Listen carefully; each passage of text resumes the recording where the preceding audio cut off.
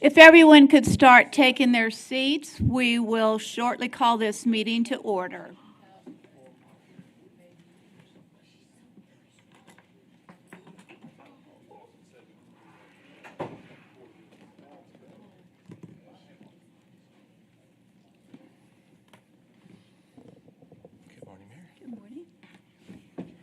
It is 8:33 a.m. on this May 7th day.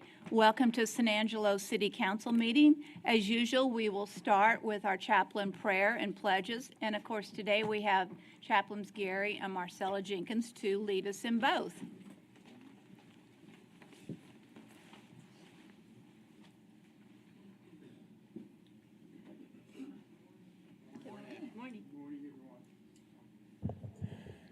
Good morning, everybody.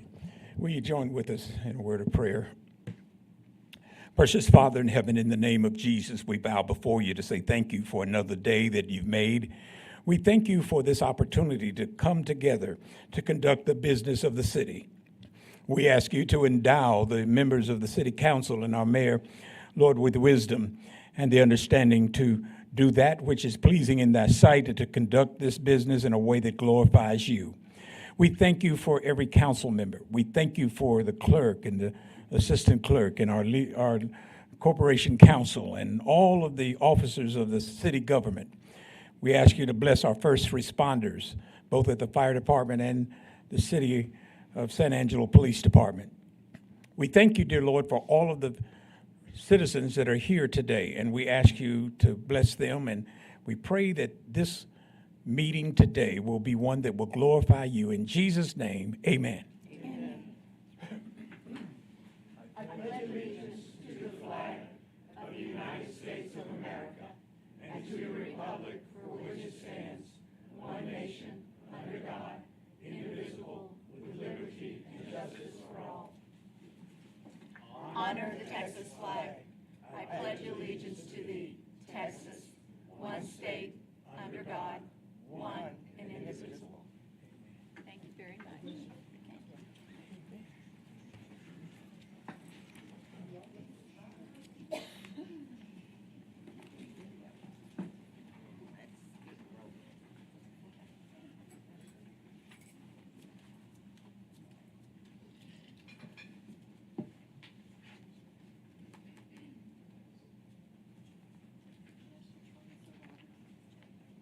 We have three proclamations today, and the first one is going to be National Trauma Survivors Day. Do I have people in the audience to receive this proclamation? Would you please come forward? How are you? Good. Good morning.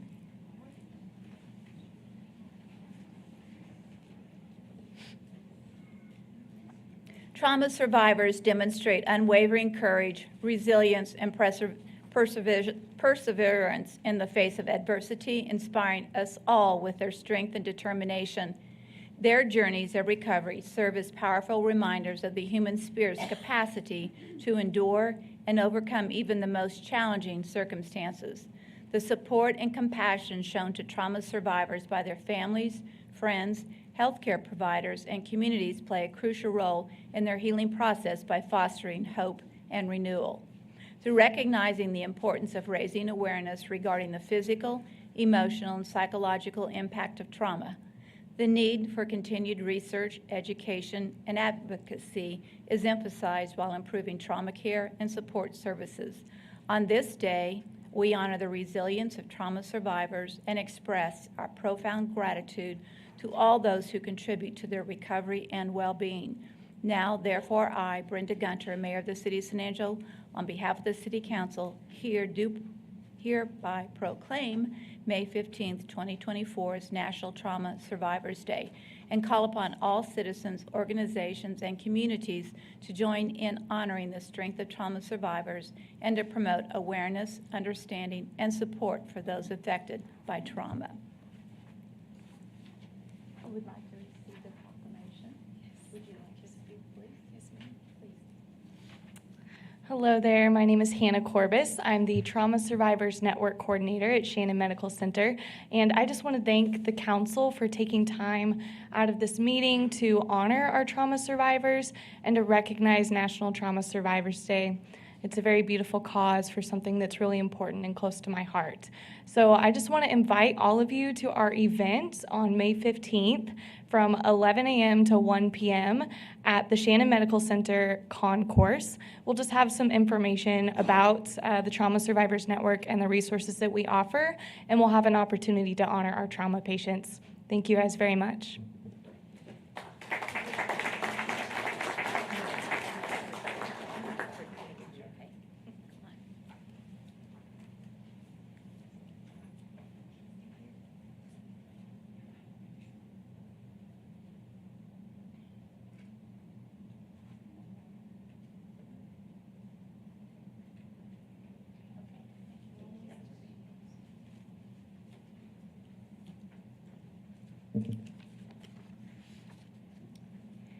Next is our Motorcycle Safety Awareness Month, and I know we have people in the audience for this, so please come forward.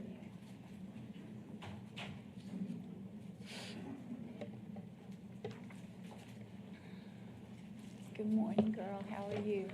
Good to see you. Glad to have you here. Good morning, dear. Good to see you. Hi, Mantis. Good to have you here.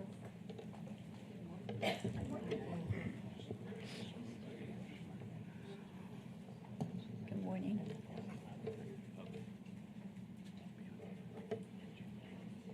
Unfortunately, as we meet here today, I know that since we've last been here, we've had a motorcycle death in our community. So it's really important today that we understand about our motorcycle safety awareness. Thank you all for being here. Ponderosa MC, as members of the Texas Confederation of Clubs and Independent Riders, in collaboration and support of the National Safety Council, TxDOT, and local motorcycle enthusiasts, we would like to remind all road users that the month of May marks a national recognition of Motorcycle Safety Awareness Month. Motorists are reminded of the frequency of higher seasonal returns of motorcycle enthusiasts to Texas roadways during this month. Due to their smaller size, motorcycles may easily be overlooked in regular traffic flow. Motorists are encouraged to always be aware of motorcycles on all roadways when approaching intersections, when performing lane changes, as well as whenever motorists near or pass other vehicles, including motorcycles. Motorcyclists are encouraged to operate their motorcycles in a defensive manner and within the rules of the road.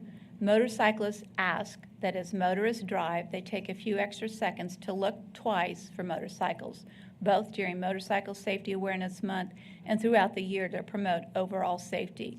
Therefore, I, Brenda Gunter, Mayor of the City of San Angelo, Texas, on behalf of the City Council, do hereby proclaim May as Motorcycle Safety Awareness Month in San Angelo, Texas, and encourage everyone to share the road safely. Who's going to speak? All right, gotcha. And would you Yes, ma'am. accept this from me? Yes, ma'am, absolutely. Thank you, thank you.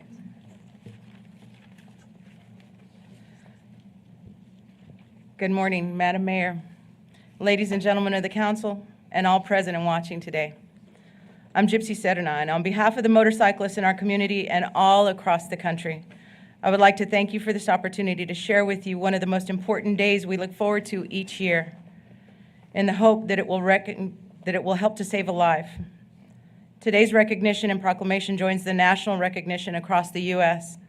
of May as Motorcycle Awareness Month.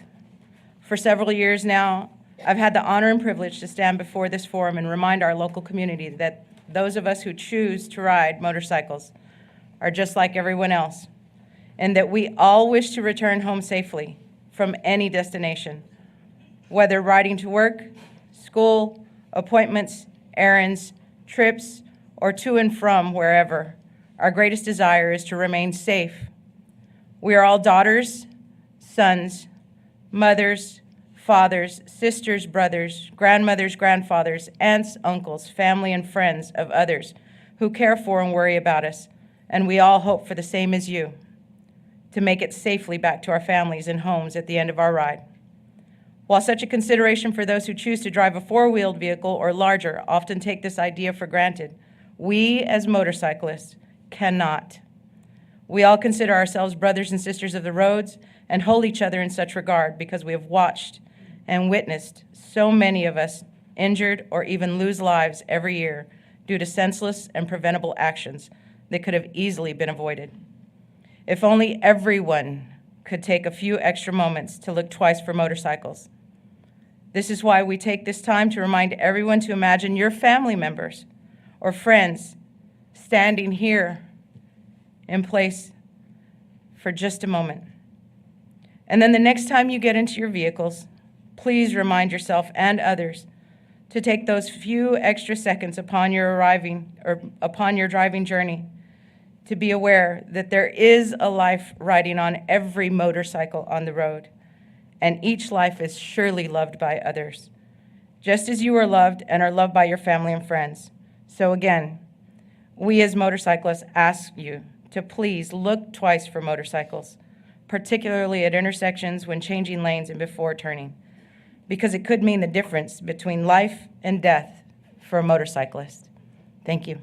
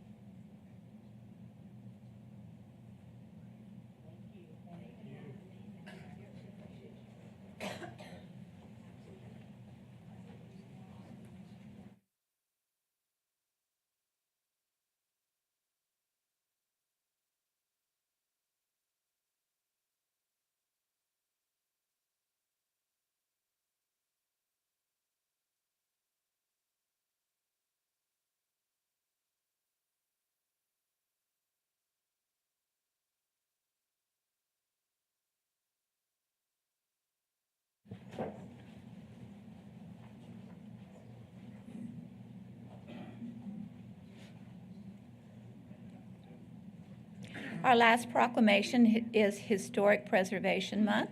Please come forward, everyone, for this proclamation.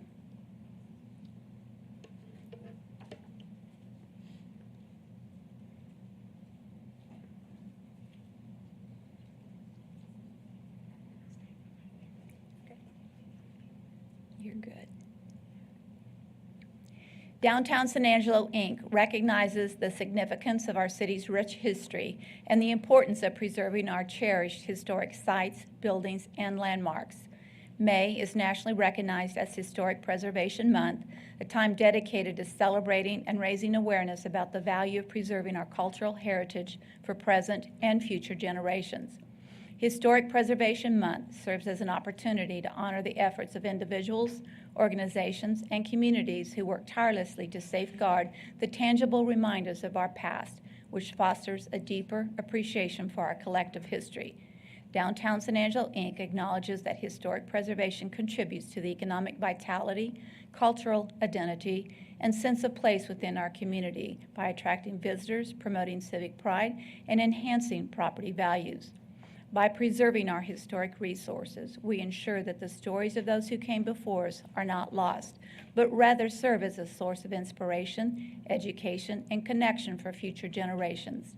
Downtown San Angelo, Inc. recognizes the importance of collaborative efforts among government agencies, nonprofit organizations, businesses, and citizens to protect and promote our historic assets. We urge our community members to engage in activities such as heritage tours, preservation workshops, and volunteer opportunities to actively participate in the preservation of our built environment. Let us reaffirm our commitment to preserving the unique character and heritage of downtown San Angelo, ensuring that it remains a vibrant and thriving place for generations to come. Now, therefore, I, Brenda Gunter, Mayor of the City of San Angelo, Texas, on behalf of the City Council, do hereby proclaim the month of May as Historic Preservation Month and encourage all residents to join us in celebrating the diverse history of our city and enduring the legacy of its historic places. Monica, would you like to speak? Thank you, Mayor. Thank you, Council. I would like to begin by introducing Downtown San Angelo's new assistant, Destiny Hasso. She's here with us today. And I'd also like to express thanks to Shang. He is an Angelo State University student who completed his internship with us, and he also helped us write this proclamation. And then thank you to Sherry Bailey as well with the City of San Angelo. She's a historic preservation officer. Thank you for being here today with us. And I also want to give a little plug about San Angelo Gives. That is today's online giving day. And downtown San Angelo is a nonprofit organization. So when you think of giving your contributions today, please think of us.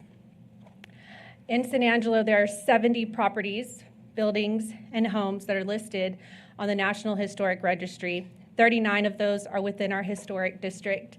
And that's not to mention those that are not listed. Why is historic preservation so important to us? Well, it helps us understand and really appreciate our cultural heritage. They're historic areas that create vibrant cultural destinations that bring in art and events and festivities, and in return, it brings in investment, revenue, and economic growth. Historic tourism and heritage tourism really is an economic driver. Just think about other cities who do preserve their cultural heritage, like Bastrop and Nacogdoches. And of course, we're all familiar with Fredericksburg. Now think about San Angelo. Take a walk or a drive next time you're driving through downtown and take a look at our historic properties, at our cultural heritage, the ornate detail in the architecture, the beauty that we have here in San Angelo that needs to be preserved. And the way that we can preserve it is by restoration, rehabilitation, or reconstruction of these properties. Please take pride and please take care of our cultural heritage. Thank you. We want to remind everybody at 4:30 today, there will be a ribbon cutting to celebrate Art in Uncommon Places, $1 million investment in art projects in historic downtown, and that's at 4:30 at 129 South Chadbourne.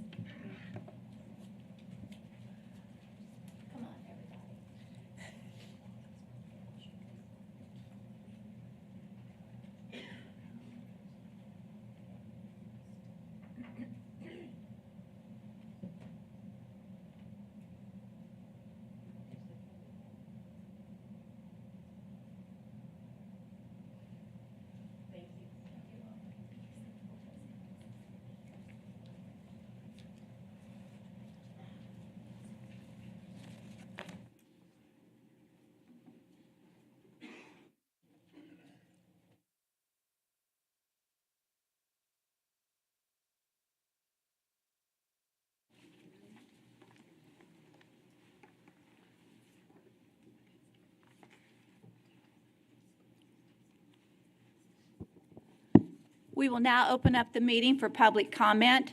Issues or concerns not on the regular agenda may be raised by the public at this time. Citizens should speak from the podium, address all comments to the dais, begin by stating their name and address or single-member district number, and limit their remarks to less than 3 minutes. Those wanting to make public comment, please come forward.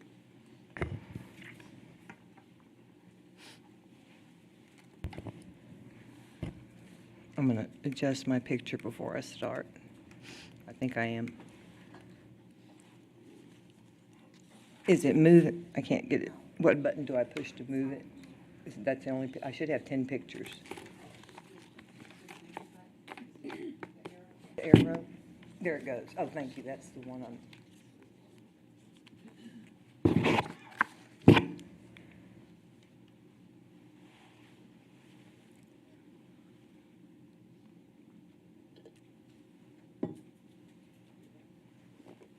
Button. My button's not working.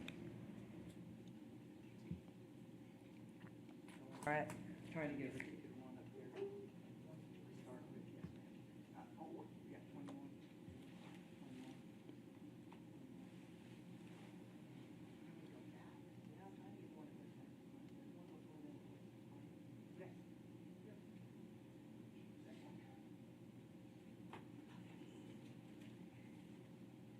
Thank you.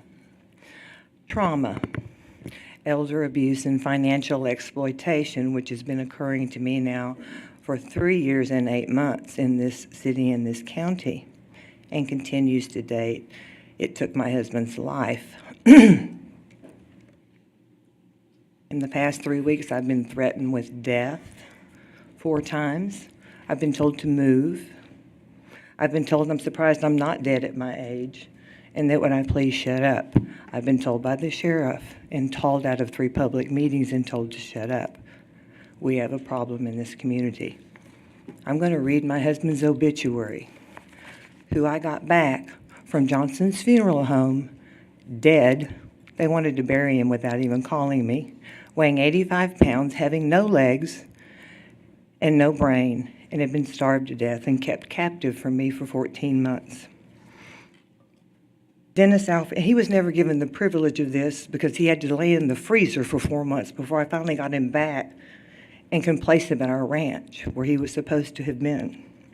Dennis Alfred Robinson of Knickerbocker, Texas, a brilliant, loving, creative man, passed away on December 10th, 2021, our 27th wedding anniversary, in Shannon Hospital without me. Dennis was born in San Angelo, Texas, to Bill Robinson and Aubrey Lee Robinson Sanders on October 30th, 1946. He attended Angelo State University and later on went to own his own business, Consolidated Contractors. During his career here as a general contractor spanning over 40 years, Dennis built hundreds of buildings in San Angelo and the surrounding communities. Some of the most notable projects are the Rio Concho Sports Complex, Texas Bank, the Porter Henderson Library, 20 other buildings on Angelo State University, restorations to the Fort Concho and Railroad Depot, the Paseo and the Celebration Bridge, the Texas Workforce Commission, MHMR, the gymnasiums on every SAID campus in this town, the Lee Wright Dental Office Building, which won national awards, Ranchers Lamb, Kirby Park, Cristoval Middle School, Homeland Security, along with FBI office, along with hundreds of other projects before closing our business in 18 due to Dennis's dementia and other medical issues with me. After 45 years of dedicated service to our community, the last project we completed together was the renovation of the cathedral at the Sacred Heart Church here in this town. Dennis and ours legacy will continue throughout history with the projects we've completed.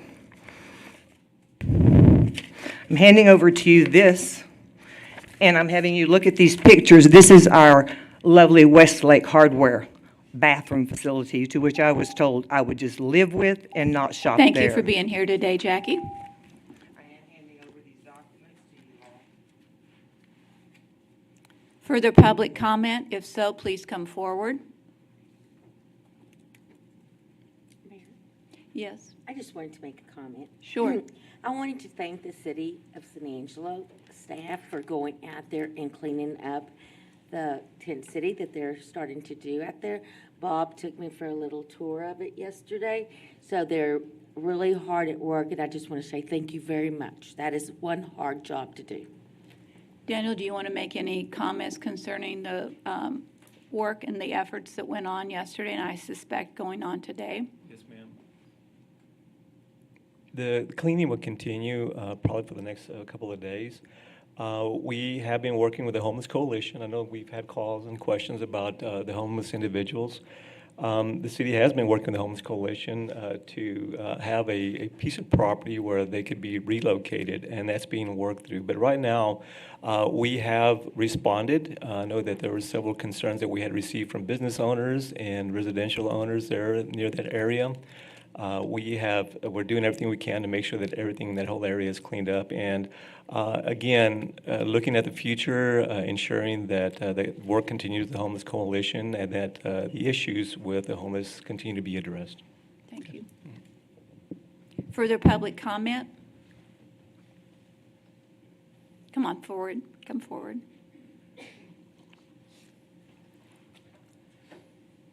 Mayor Gunter and City Council members, my name is Michael McDonald. I live at 2618 Sleepy Hollow Road, which is leased property from the city. I've resided at that area for 35 years now. Transferred here from Odessa, Texas, in a law enforcement agency. I was sent here to open an enforcement office. Very unexpectedly, found a home on the lake. which I purchased in 1989. When I purchased the home, I was given a 30-year lease, of which I paid, I think it was $480 a year at that time. The property did go up for sale. Unfortunately, at the time, I was starting a brand-new business and could not afford that, what they were asking. In hindsight, I wish I would have bought it. In hindsight, I wish I would have invested in Microsoft. But the fact of the matter is, my lease ran out. And although I continually thought about buying the property, I thought, I'm going to be in my 70s when this lease runs out. Well, here I am. The lease has run out. The city decided, after some debate, to continue my lease on a year-to-year schedule. My first year, and again, I was paying $480, which I know is ridiculously low, and I appreciated that. My first year, $2,428 a year. Second year, $4,856 a year. From that point, the third year, the lease fee went up to $7,284 a year. As I'm now retired, living on a fixed income, it would take over half of my monthly income to be set aside to live in a home that I paid off over 15 years ago. I love the home. I've done so much improvement. Last year, I put the home on the market, and it did not sell when I thought it would. My new lease came up, so I paid the $7,284, took it off the market to live there another year, and then put it back on the market. That property went in 5 years.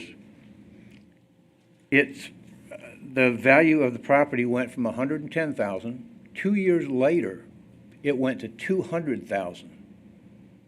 Put my home back on the market this year for the same price I had put it on last year, only to find the appraisal for $200,000 was no longer in effect because it was 14 months prior.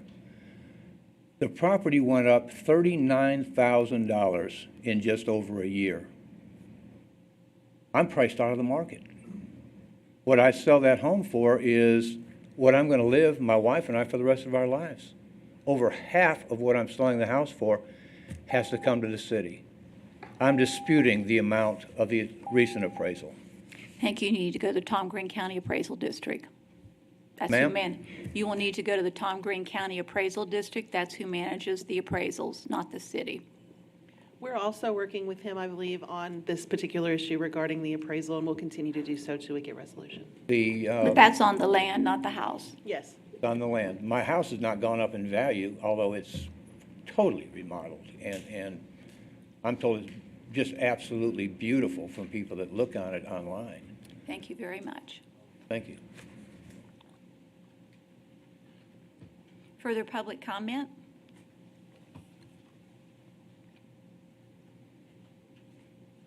Hello, good morning. Good morning. My name is Cassie Harper. I am his realtor. So I just wanted to kind of tell you some facts about the leased lake properties on Lake Nasworthy. So I kind of checked into why leases are going up so fast. Like in 2019, his appraisal just to purchase the lot from the city, it doesn't value the house at all. It's just the raw land value. His appraisal was $121. Today, he just got it like last week, a new appraisal, paid $900 to get a new appraisal, and it's $239,000. So it's doubled since 2019. Well, the value of houses has doubled, but what we're not looking at is that if you had like a lease lot, it was vacant, and you owned a lot out there, right? And you wanted to sell the lease to somebody else, would you just give it away? You wouldn't, because you're kind of selling the rights to that lease as well, right? So the city's not factoring in that portion of it. And then also, I wanted to talk about, let me get my note out real quick, sorry.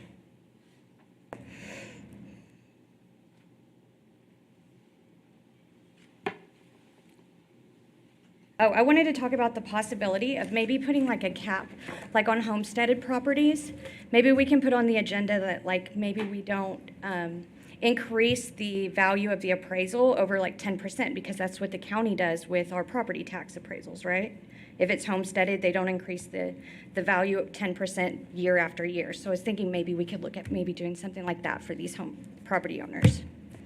Okay, Thank you. thank you. More public comment?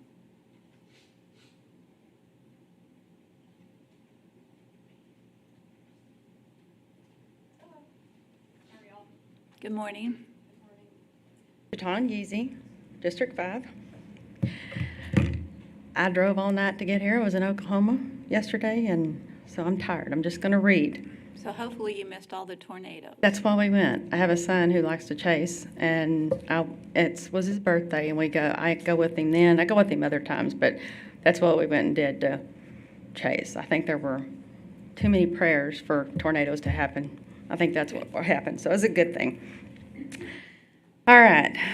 We talked about all the improvements in the city, trying to bring it in, and we still have the dogs running around, and it's not really changed.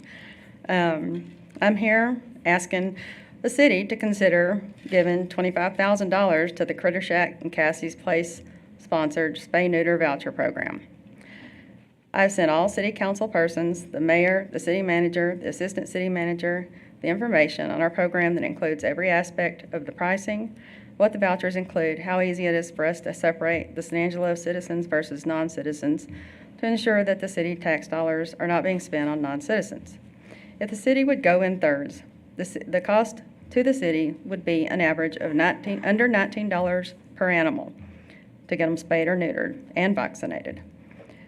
I have also sent a study comparing the price to have animals spayed and neutered to the expenses that the shelter incurs for every animal.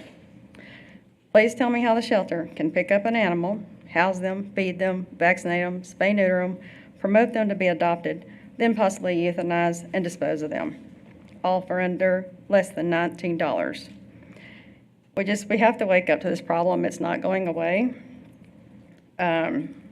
Please don't tell me that you hear less about our pet overpopulation or that you think it's improved. I've heard that comment before, and I don't know if people are calling and y'all aren't getting y'all's messages, or if they're just so tired of calling because nothing's getting done that they've given up. Last month in May, we chose not to sell vouchers because we have to donate money to match that to the vets. The vets get a fair price. And we are out of funds. San Angelo will help us, but we have to have funds also if we need new equipment for our spay neuter clinic. We can't do all of it to that. And we had a sign up with everybody's phone numbers except for yours, I think was wrong, Mr. Thompson. We had somebody else's down, duplicated on yours. But all the people that we've talked to told us that they haven't had any kind of response to their calls that they've called in. When I sent this information last month, I had one response saying that they'd received it, and one telling me that it went to spam. So I sent another text asking for people to check their spam. But I have a copy of that here today. Thank you very much for being here Explaining today. that. Do y'all want these? Hand them to the city attorney or the city clerk. Further public comment?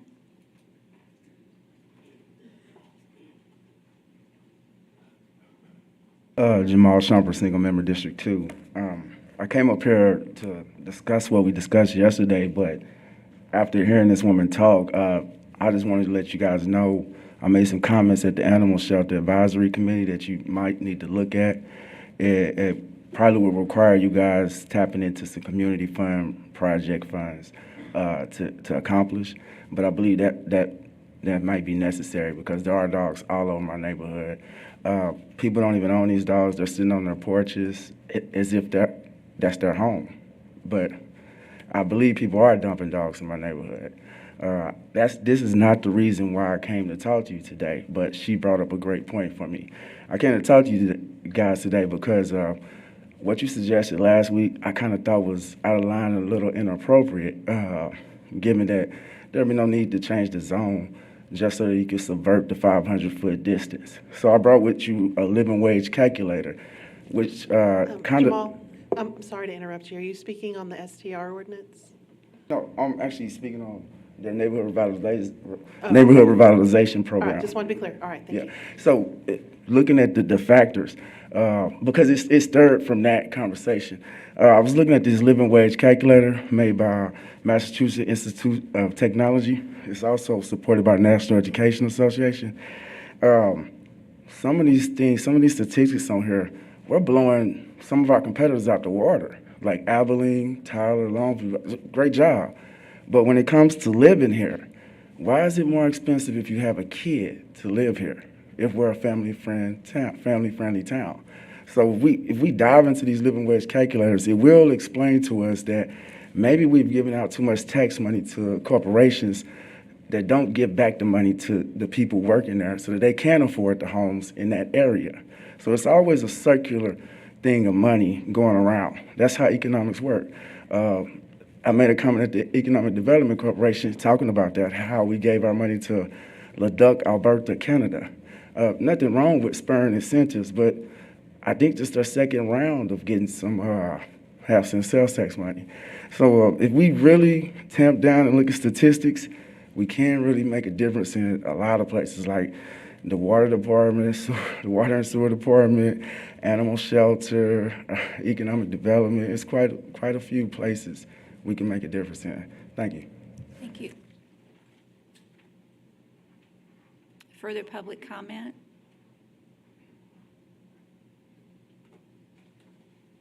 One last request for any public comment. All right, we will close the public comment section of the agenda, and we will move on into the consent agenda. At this point, I am going to pull item G. It will not be discussed today. So item G, if you're here to speak about item G, it will not be discussed today. So I will ask, Larry, do you have any item you'd like to pull from the consent agenda? Ma'am, I'd like to abstain from item E, and I'll be on mute because they're running a ship drill here. Okay, so item E will be pulled. Karen? Aye. Item I. Lucy? Nothing, Mayor. Harry? Tom? Tommy? All right, with that, may I have a motion to approve the consent agenda with the exception of item E and I, having pulled G? May I have that motion? So moved. So moved by Harry, seconded by Karen. Public comment on the consent agenda with the exception of G, E, and I. Ma'am, this is, Just, yes, Larry. I was not pulling the item. I was simply abstaining from the vote. On item E? Yes, ma'am. Okay, so item E is considered a part of this consent agenda vote. And G just goes to the regular agenda is what I think they're asking. Oh, you want it to the regular agenda? Correct. That you didn't discuss with me? Sorry. Okay. For that clarification, it goes to the regular agenda. Okay. Then what we are doing is asking to vote on the consent agenda on all items except G and I. Public comment, I'll ask for again. Seeing none, we'll take a vote. All those in favor of all items on the consent, please say aye. Aye. Consent agenda passes. We will now move, and that is, I'm not sure it will be 7-0 vote, but Larry excluded himself from E, so I don't know how we record that, but item E would be a 6-0 vote, and the rest would be a 7-0 vote. Huh? Sounds like a Heather problem. Yeah. Counting heads there. Okay, item I, second reading of an ordinance amending Chapter 12, Planning and Development Exhibit A, Zoning Ordinance, Article 4, Specific Use Standards, Section 406, Bed and Breakfast Establishments and Short-Term Rentals regarding approval, renewal, and revocation of conditional uses, authorizing bed and breakfast and short-term rental establishments and wells as revising distance limitations with respect to short-term rentals. Karen, do you have a question or a comment? Good morning. First, I'd like to commend everyone that worked so hard to accomplish the creation of an extraordinary STR ordinance for our city. It's historic, and it was quite wonderful. However, I have to report this morning that I've had several folks contact me with concern regarding the protective zone around schools. And so their request was that we continue to discuss that and reconsider the amendment to that particular sub-item and expand it to 1,000 feet rather than 500 feet.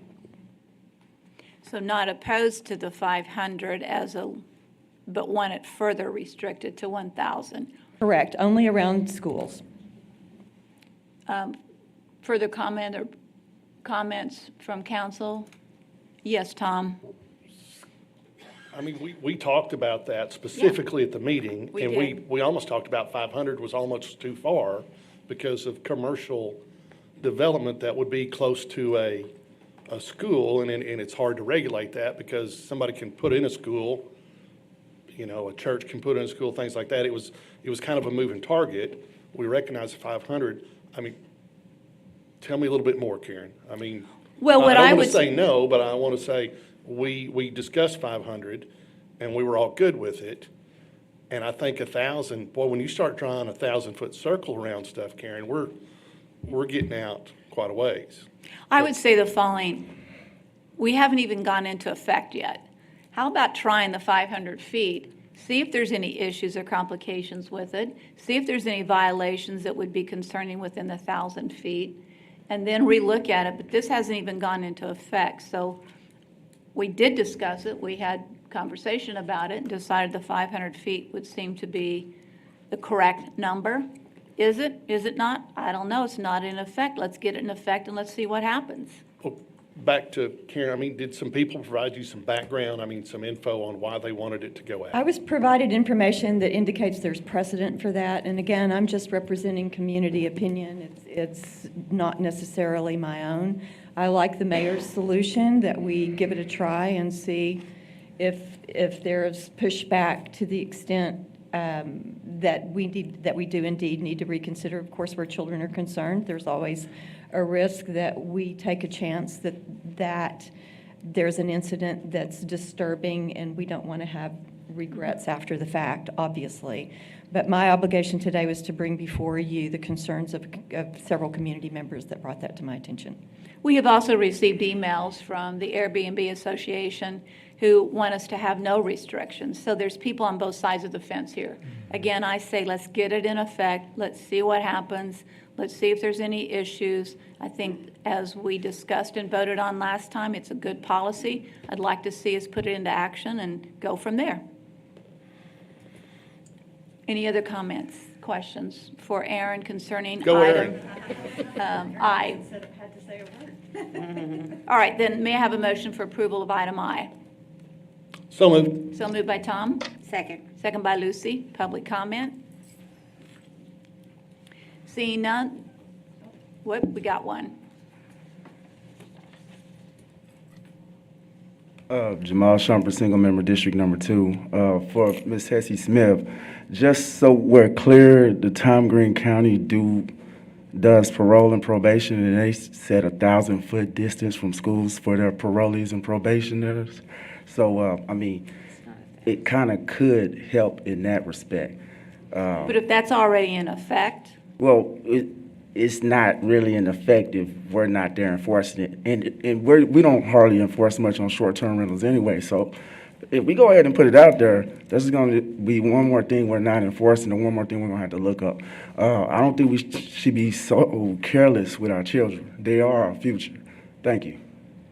Further public comment? Seeing none, let's take a vote. All those in favor, say aye. Aye. Larry? Aye. Okay, so that passes 7-0. All right, we will now move into our regular agenda. Comments regarding items on the regular agenda may be made by the public when each item is discussed as outlined above. Applicants, proponents, and appellants are exempt from the time limit above and instead must limit their remarks to less than 5 minutes. I am going to ask that item G be first. since it was pulled from consent agenda. So item G is a resolution of the City of San Angelo City Council amending the schedule of fees and charges related to parks and recreation fees for the addition of bosque fees and removal of nature center fees. Tina, you are on. I don't know if that's on. Tina Dearcy, Director of Finance. Carl has met with his board since this was put onto the agenda, and they requested a couple of minor changes to what was presented in your background. So he wanted to come forward and ask you to approve this item with those changes. Please included. present them.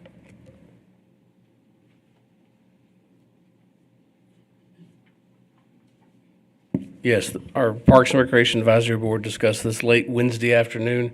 They had a few adjustments, 3 on food items and 1 on an activity. If this is passed, the resolution allows the city manager or his or her designee to approve adjustments in fees, but the adjustments they had on the food items was ring pops going from $1.50 to $1, prepackaged popcorn from a larger bag of $5 to a smaller bag of $3, and adding a new food item on the list of Cheetos and hot cheese. Serve it up.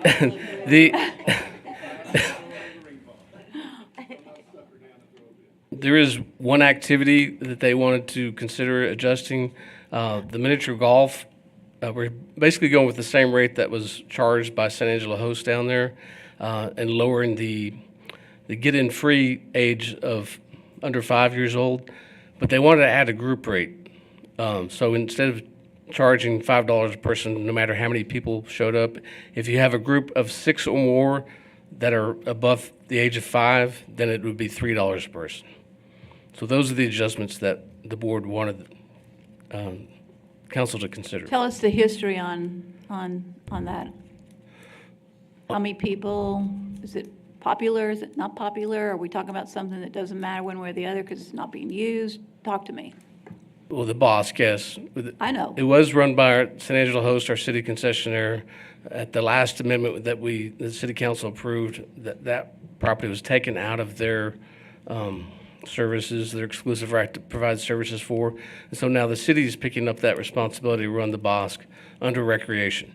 And so we wanted to continue the same services, pretty much charge the same things. Some of the activities are going to be a little bit lower than what the local market's charging, and we based that off of what San Angelo Host was charging at the bosque, as well as some of the boat rentals at Water Dogs, which is at Lake Nasworthy. The bosque is popular. It depends on if the school is in or out. It depends on the weather, if it's hot or not. We do intend to have some more activities down there to bring in some more folks, some more events to get it more popular again. We need to be it doesn't seem to be utilized a lot. It's the reason I ask about participation. What I do know is there's a lot of fishing going on, and when you drive by there, fishing is the #1 activity. And lots of people are enjoying it for the purposes of fishing, which is great. So I just want to make sure that we're looking at, as we talk about fees, that we understand use. Is it being used? Is it an activity that people want down there? Do we need to rethink? And we're not going to vote on that today or whatever, but I think we need to be looking at, is this popular? Is miniature golf popular? I think what this will offer is once recreation takes it over, which we have never run it before, it's always been contracted out, it gives them the opportunity to look at those options, what might be trendy, might be happening, and how they use that. So I think they'll be watching that now that we're over it. Yeah, we need to make use of that incredible facility. So we need to be alert to what is or isn't working. I agree. And we're glad you're running it. Thank you. Okay, any questions from council? Tommy, please. It's the hot Cheetos that I'm interested in. I thought you're Well, Tom. I called on you to You're see if- No, I'm messing with Tom. Do we have any idea the reason that the vendor gave up, I guess, the opportunity to run this and gave it back to us? Did we request it back?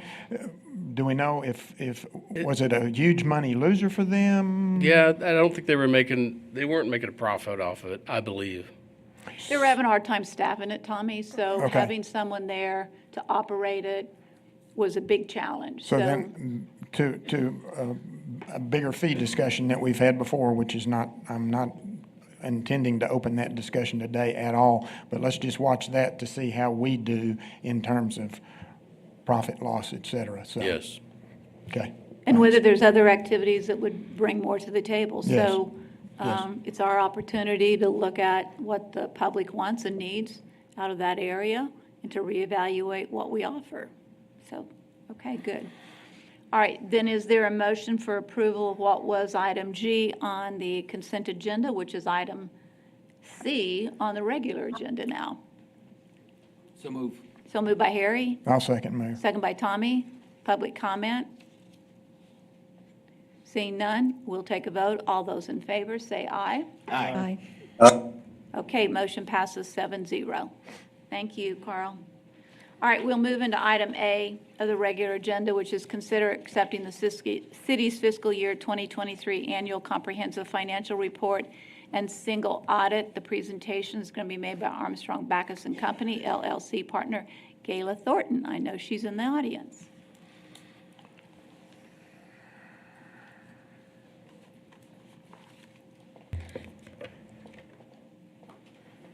Good morning, Mayor, Council. Good morning. On behalf of Armstrong Backus and Company, thank you for engaging us one more year for the audit of the City of San Angelo. And thank you to the finance staff for helping us get this audit done. The purpose of an audit. So when we go in and audit the city, we don't look at everything. We are very risk-based. We look at items that are material, riskier to the public and the city.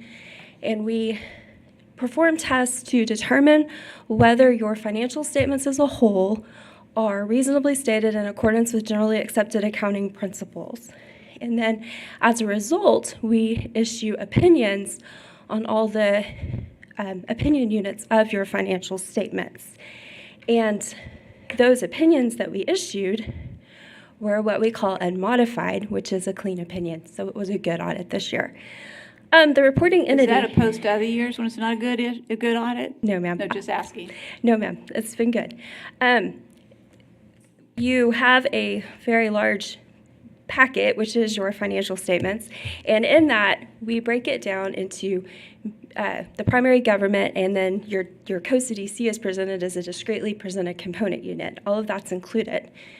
In the basic financial statements, the major funds, because they're material, presented are the general fund and the intergovernmental fund, the water fund, and the sewer fund. All the other funds are combined into what we call aggregate other, and so they're not presented separately in the first part of the report, but they're presented individually in combining statements at the back. So you can see all the details of all the funds in there somewhere, but the focus is on those four major material funds: general, intergovernmental, water, sewer. And as I mentioned, we issued a clean opinion. Some significant events that happened in 2023 that had a financial impact to your financial statements. We had a new accounting standard issued and effective for fiscal year 23, and that was GASB 96, which focuses on subscription-based information technology agreements. So your cloud-based agreements that you have to pay for month to month, those are now reported as assets and liabilities on your financial statements, which is different from years past. Last year, we had to put leases on there. This year, we put what we call SUBITAs on there. So is that why there was a $1.7 million increase in information technology? Yes, ma'am. You also had $82 million in infrastructure and construction and process. Positive movement for the city. You have continued your Hickory expansion project with new debt and added construction and process. And then you had a significant increase in your pension liabilities, and those are all actuarially determined, and that increase is due to change in assumptions on the actuary liability and the interest rate. It makes it go up or down. As a whole, the entire government, not including COSA DC, you had total assets of $815 million, total liabilities of $509 million, your total net position or your equity is $329 million as of September 30th, 2023. Your increase to your net position was $24 million, so a very positive year for the city of San Angelo. And that just shows how it's trended over the last 5 years. And your total net position just continues to increase. And why is that? Adding assets, and then not spending as much as you budget. That's the key. That's the key. In addition to this report, we also issue what's called a single audit. This is required when you spend $750,000 or more in federal awards. You had $13.2 million in federal awards spent during 2023. So we go in and we test the internal control and compliance over those expenditures, and we issue a separate report on that. This is how your grants or your federal expenditures have trended over the last 5 years. It's back up in 2023, mainly due to COVID funds that came in this year, that were awarded in prior years, spent this year. So very positive for the city of San Angelo. Any questions? I have a lot. Sorry. On the whole book. All right. All right. Starting with page 18. So on page 18, I think it gives us a great recap of really what happened in this year. And it's important to note that the interest rates gave us one of the greatest increases in terms of additional monies. So the interest rate produced 12% increase, where sales tax was only 8.5% increase. So our growth came in interest payments, high interest rates, which had changed from low interest rates. So that's important to note. What's also important to note is that if you take a look on page 19 and you look at where the increase in expenses happened, where we had an $11 million increase in revenues, we had a $26 million increase in expenses.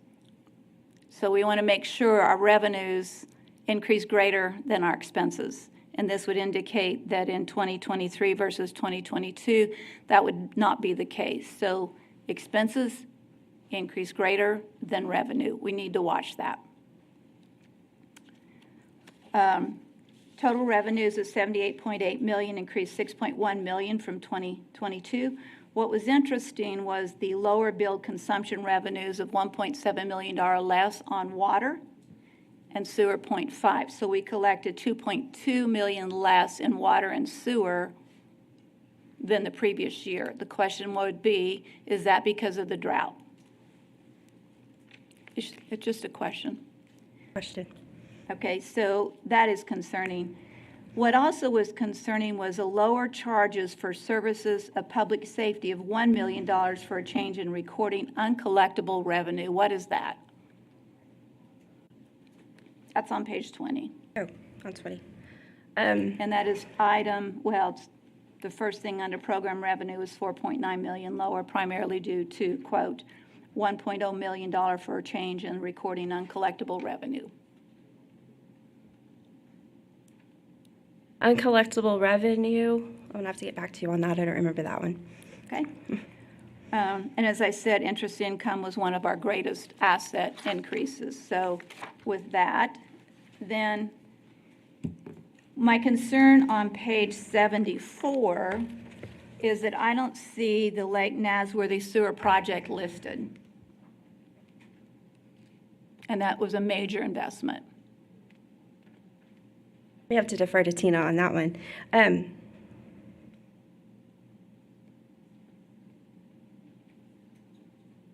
Looking at it. The one that cost us $44 million. The sewer project? Yeah.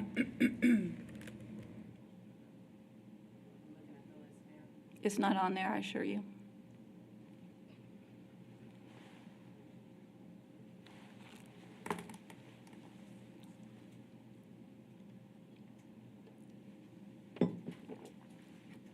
I'll have to get back to you on that, Mayor. You're right, that should probably be on that list, so. It must be. It's a big investment.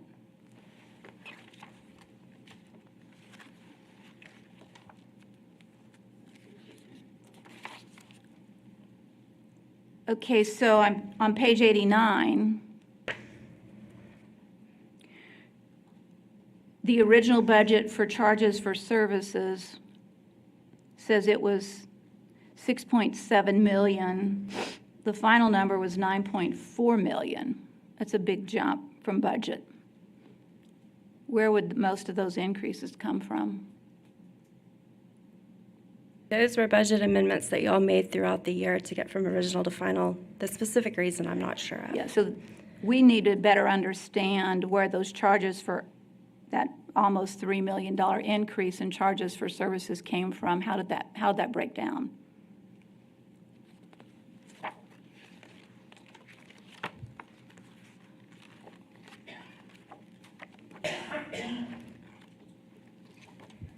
Then on page let's see, I think it must be 141. I was very concerned about the principal property taxpayers and Sunset Mall, which was on there from 2013 to 2014 and was omitted from this real estate list, as well as Sam's East project. Why would they be omitted? Because those two assessed values in the 23-14 were $34 million, and they're not even listed on here. So the mortar for Hirschfield's not on here, but I guess that's AFCO Steel, so that became that. Verizon was $20 million in 23-14. There's nothing listed for that on here. So it would seem to me that the assessed values are missing some key properties. So these specific statistics, they say unaudited at the top. These are prepared by city staff, and they have specific databases that they go in and get this information, but I don't have that information.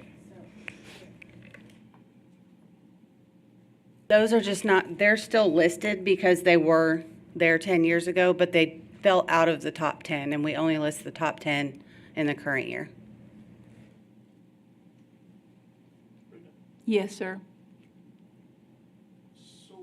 A lot of questions here that should they be directed more at staff than at Armstrong and Backus? I'm not trying to defend it, but I'm like, we give her a set of data and they look at it, but there's questions here that I think were questions that should be directed at staff. And that's probably true. And I don't think Gayla is going to have a clue on some of these things, what we're asking her. She might not, but this is the first time we've been given this booklet to review, and it's being presented today, which it would have an impact on what she presents. So we just need to understand where some of these issues are. I get where you're, we all got it last week before these Yeah. meetings, but I was just in defense of, okay, I mean, we were asking some questions that, I mean, how many pages we got through and we've only had it a few days yet. So I think those were staff questions. But if we don't do I it now, when do we do it? I think we can do that at any time, but I get it. Go ahead. Yeah. Okay, so again, I think staff, Gayla can't answer this one, but on page 151, there's some issues, I think, as it relates to full-time equivalent employees by department. Specifically, grade engineering is up dramatically from the 23-14, which we know is important. Nursing, immunization, as Mayor, well could as you speak into your nutrition, mic, both please? up. Could you speak in, make sure you're speaking Oh, in the mic, please? I can't read and speak. Okay. I got to look and speak.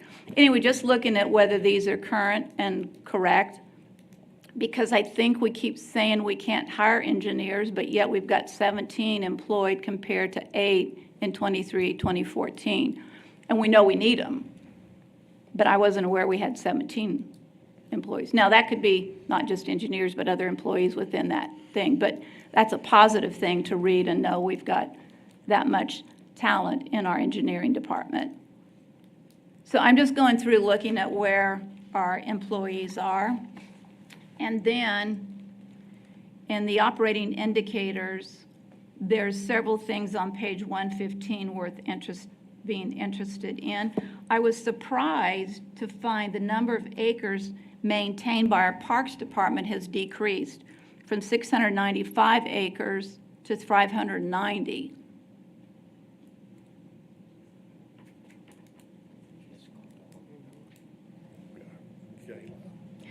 I was surprised to see 23-14, we had 449 events at the convention center, and the 22-23, only 160.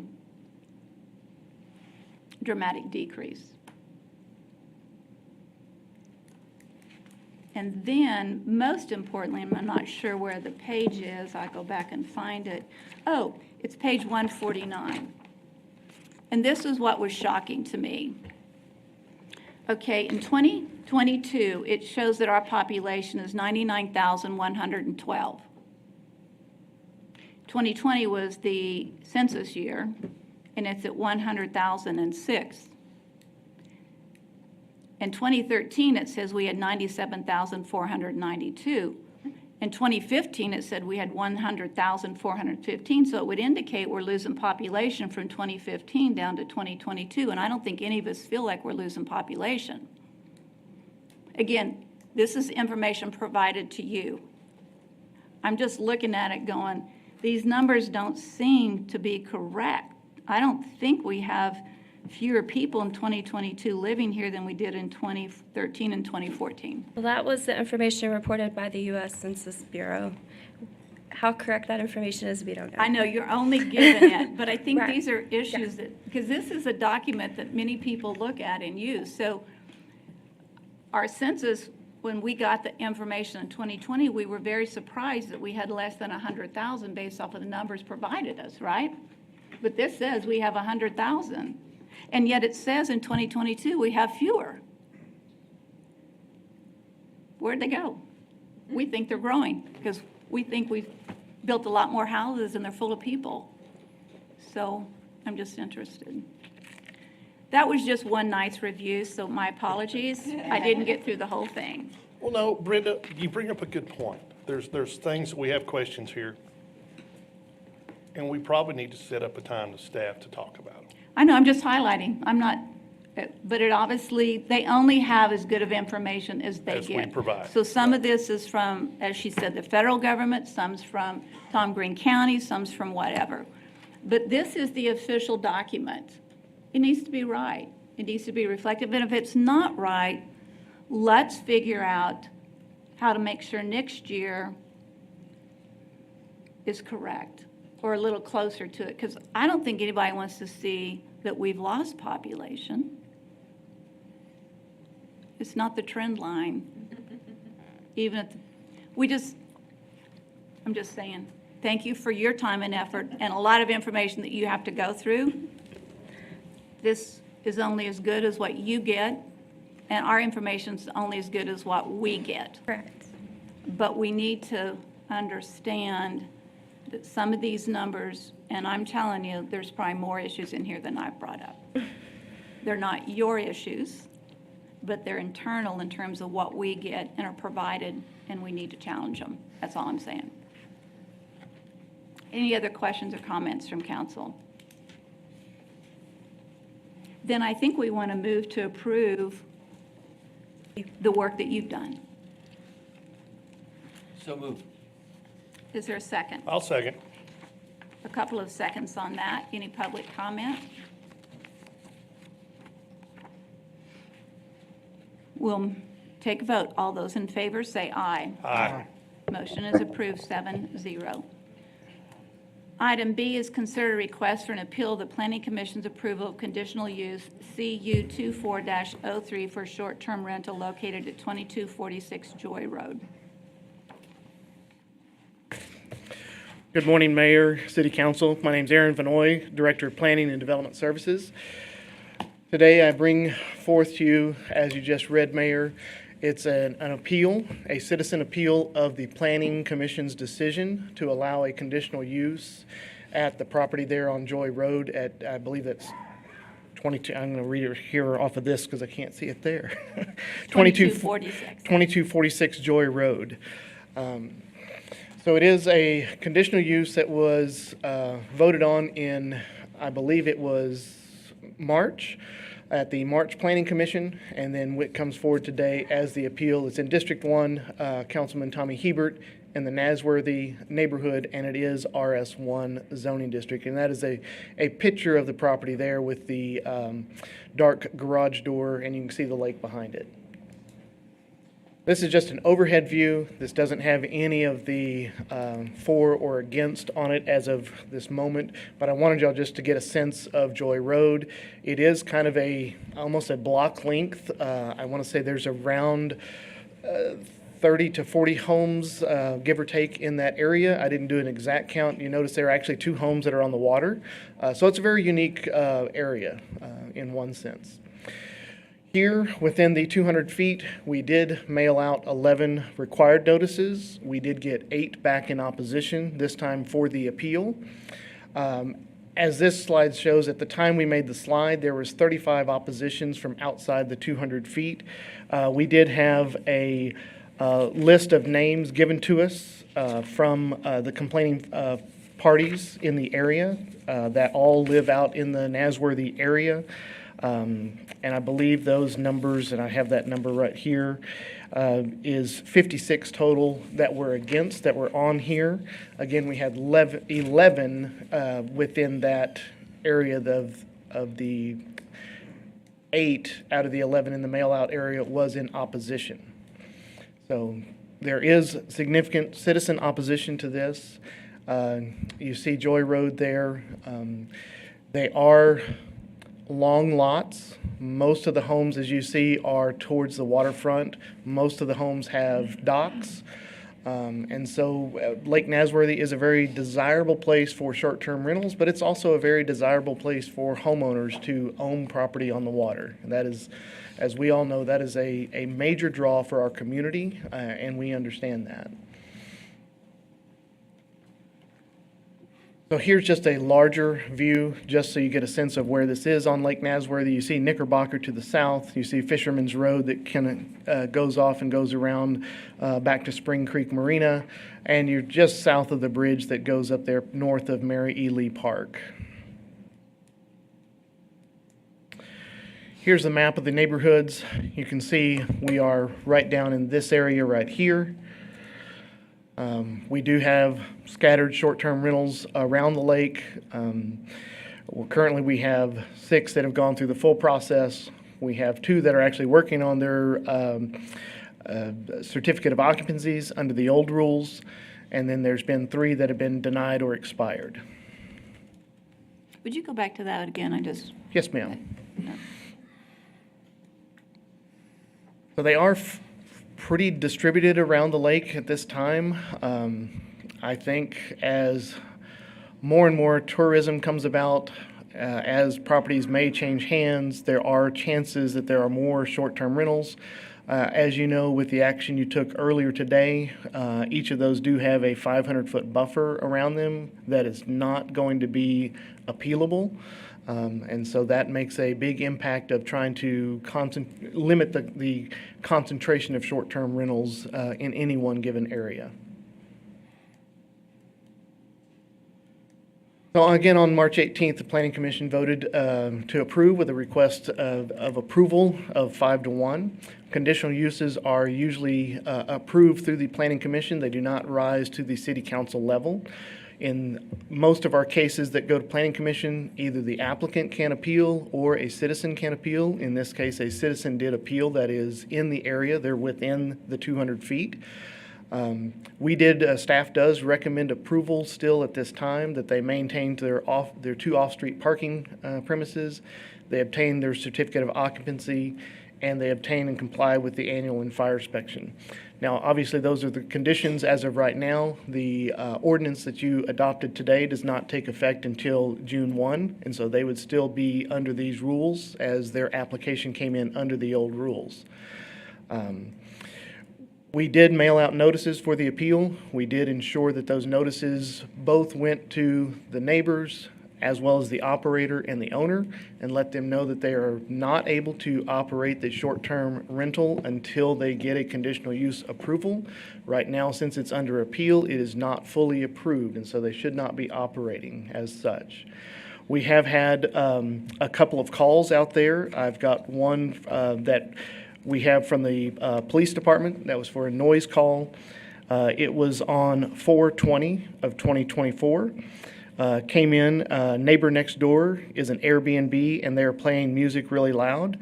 And the statement was it was them being loud and children running around, and that was at 5:30 in the afternoon on April 20th.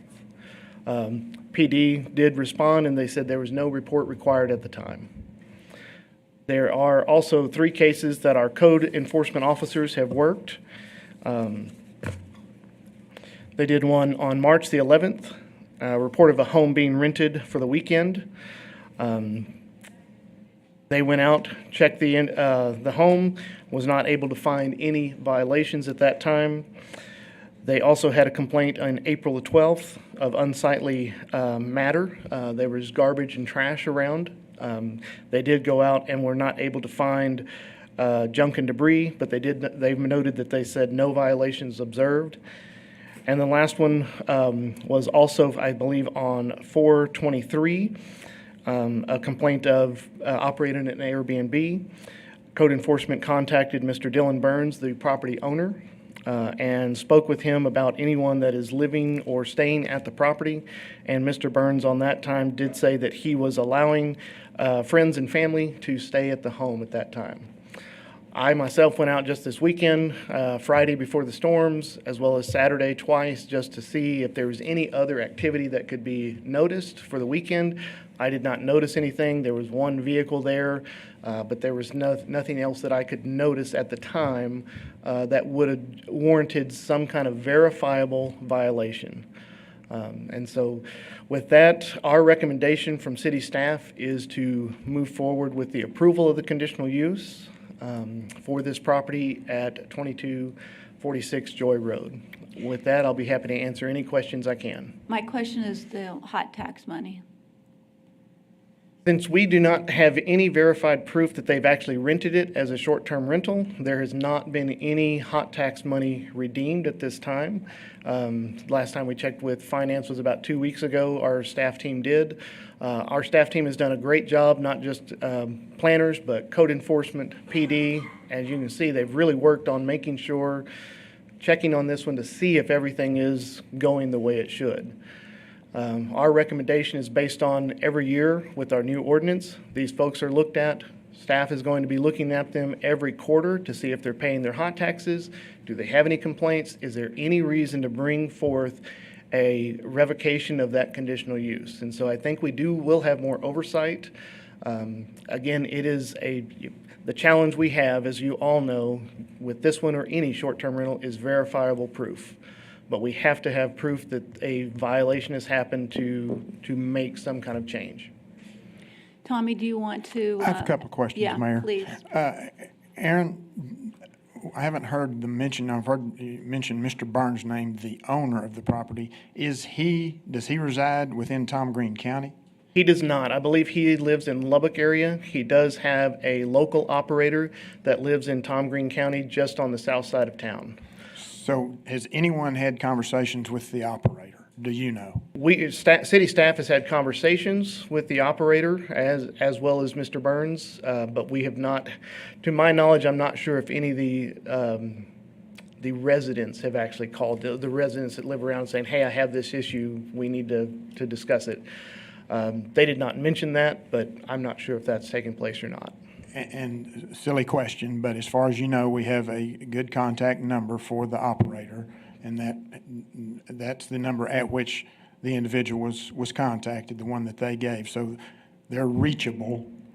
That is correct. The operator is reachable. They answered the times that the city called. Okay.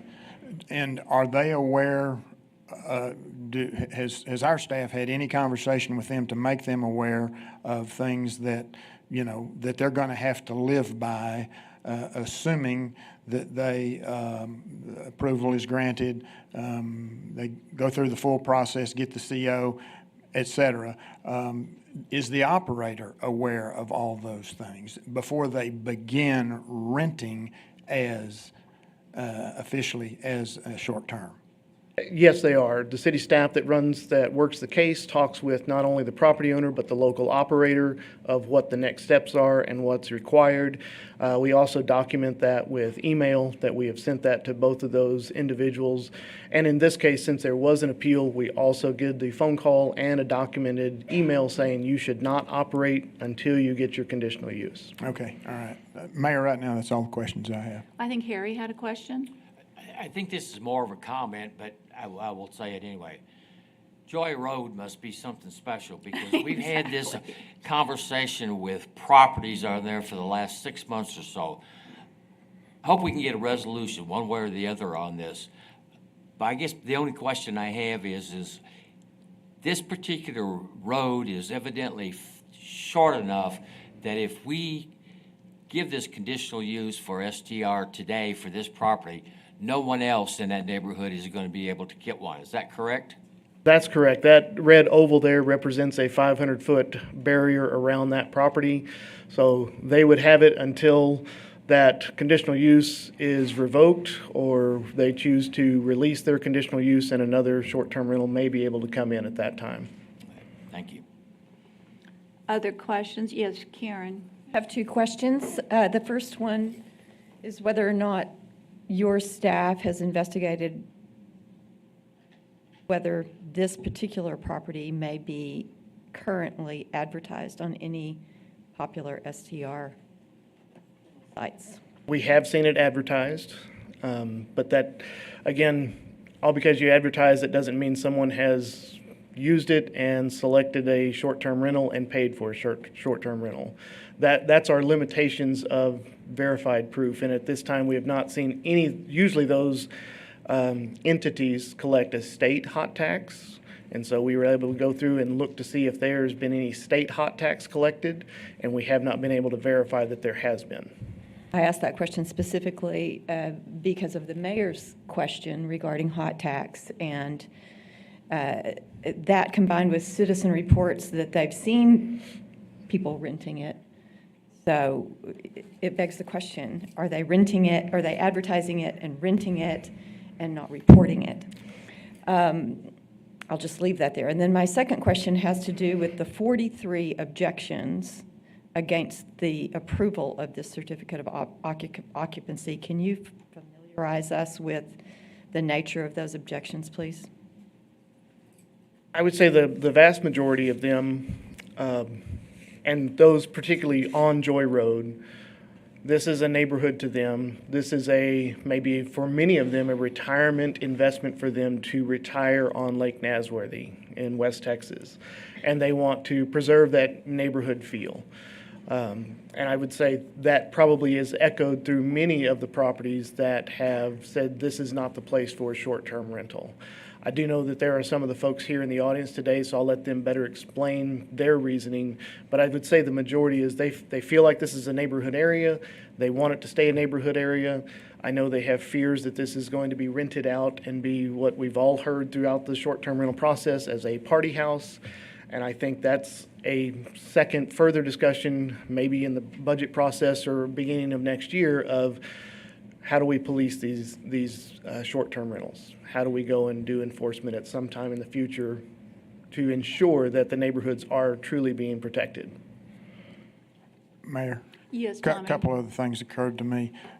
Teresa, I'm going to put you on the spot in a minute with respect to the Zatari case. Do we in fact, well, no, let me go a different direction. Karen, to your question about the hot tax being paid, I talked to our finance staff. I believe it was Friday. It was late last week. Maybe it wasn't yesterday. I believe it was Friday. Asking them, because if it is rented, it is if it is rented through one of the rental sites, that when they make that payment then goes to the state. It doesn't come to us. So I ask our finance staff to scour our records with respect to had any tax been paid to the state that we could see and verify had been paid to the state as if it had been rented. They could find nothing. So one thing. Now, Teresa. Cash speaks sometimes. Who knows? But there's no verifiable proof that it has been rented through one of the sites as a short-term rental. Just since this has been a topic over the past several months, I have been educated to, I think, understand that there have been some court cases that directly affect us, what we can, what we cannot do. And if I'm not mistaken, it's the Zatari case that the Court of Appeals out of Austin decided. Give us a high-level summary and how that affects what we can and cannot do as a city. I guess we can do it, but is it setting ourselves up for a lawsuit that we'll just not be able to defend ourselves? Yeah, at the risk of providing you guys legal counsel in a public forum, I'm going to be very general in my language, but basically the courts are siding on the side of STR owners generally across the state, not just in Austin. And it all falls back onto the property rights of those people and their right to lease property. The courts tend to look at what is the difference between renting something 30 days and 31 days. And they're not finding there's a lot of difference. And generally, we are allowed to enact regulations that address issues that cannot be addressed some other way. So if our noise ordinance is not effective in controlling noise complaints that are real noise complaints, I mean, our PD went out and they didn't find one, and I think there's a misconception that people are entitled to silence. People can make noise at properties, but as an example, if our ordinance is not effective in controlling that, then we can enact other regulations that can help do that. But we're pretty restricted in the kinds of regulations on STRs that we can impose right now. So, Aaron, that would then cause me to pose a question to you. At this point, we have no verifiable information that they have done anything out of bounds, illegal with respect to short-term rental. Is that an accurate statement? That's correct. Okay, so then back to you, Teresa. That doesn't give us much grounds then. It doesn't seem to me to deny this, since the Planning Commission has already vetted this in a thorough fashion, because I've watched that meeting several times. So we might be skating out on thin ice were we to go a certain direction today. Yeah, I would ask if you do want to deny the CU and approve the appeal, that you do it with some findings of fact, so we have a basis to argue that it was a justified denial. Okay, thank you. Do we have a justifiable denial? In my staff opinion, we have not found anything that would rise to the threshold that we would go back, if we, under our new ordinance, that we would go back to Planning Commission for revocation. Thank you. Any other comment from City Council members? Then may I have a motion from someone? Mayor, since this is my district, it frustrates me as a council person not to be able to represent your district like you would want to. But it doesn't seem to me that we have any justifiable grounds to deny the STR. So having said that, I'm going to make a motion to uphold the Planning Commission's approval and to deny the appeal of this approval. So then somebody's going to have to tell us how that, if we're in favor of upholding the Planning Commission and denying the appeal, is that a vote in favor of that motion? This is complicated language, isn't it? Well, it is when you have an appeal, and Yeah. so my motion is to uphold the Planning Commission's decision and deny the appeal. If we're going to be in favor of allowing the Planning Commission's decision to stand, we would vote in favor of that motion, correct? So what you are saying, in other words, in a simple form, if you vote yes, the STR would be approved. Yes. If you vote no, the STR is not approved. It's that simple, black and white. I guess that's simple. I'm going to go with it. Okay, there you go. All right, so the motion is there. Is there a second? A second by Lucy. Public comment, please. Please come forward.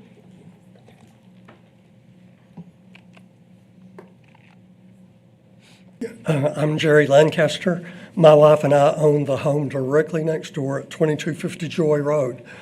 I did not realize that we could make complaints before now regarding the existing rental. It is being rented as a short-term rental. It has been rented since March the 8th, periodically every week.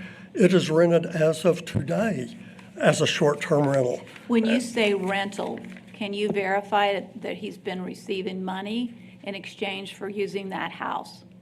Or just the fact that people are there? I can verify it from those people, some of the people, not all of them. There may be some that have been employees. I seriously doubt it. There's a family there right now. They arrived at 4 p.m. yesterday. A lady drove up while I was outside. She was very friendly, and I have no doubt they will be enjoyable neighbors. Their last name is O'Mara, and they are from Arizona. She said they rented it through the Airbnb website for a week. They have a son in college here. Although they are renting it illegally, they are innocent, and I would not want to see them asked to leave early. I've got 13 instances beginning on March 8th listed here as Exhibit A of the times it's been rented. Another couple was Lexine Garner and her husband from Alpine, and they're grown kids from New Mexico. The Garners were good friends of our friends, David and Jerry Cook, who previously lived in Alpine.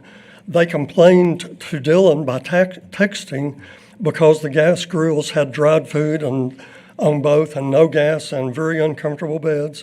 They demanded a partial refund because they had purchased meat that they could not use.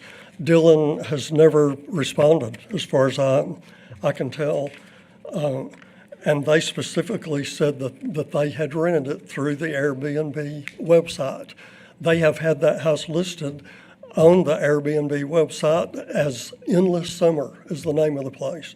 And it has been rented pretty much continuously since March the 8th.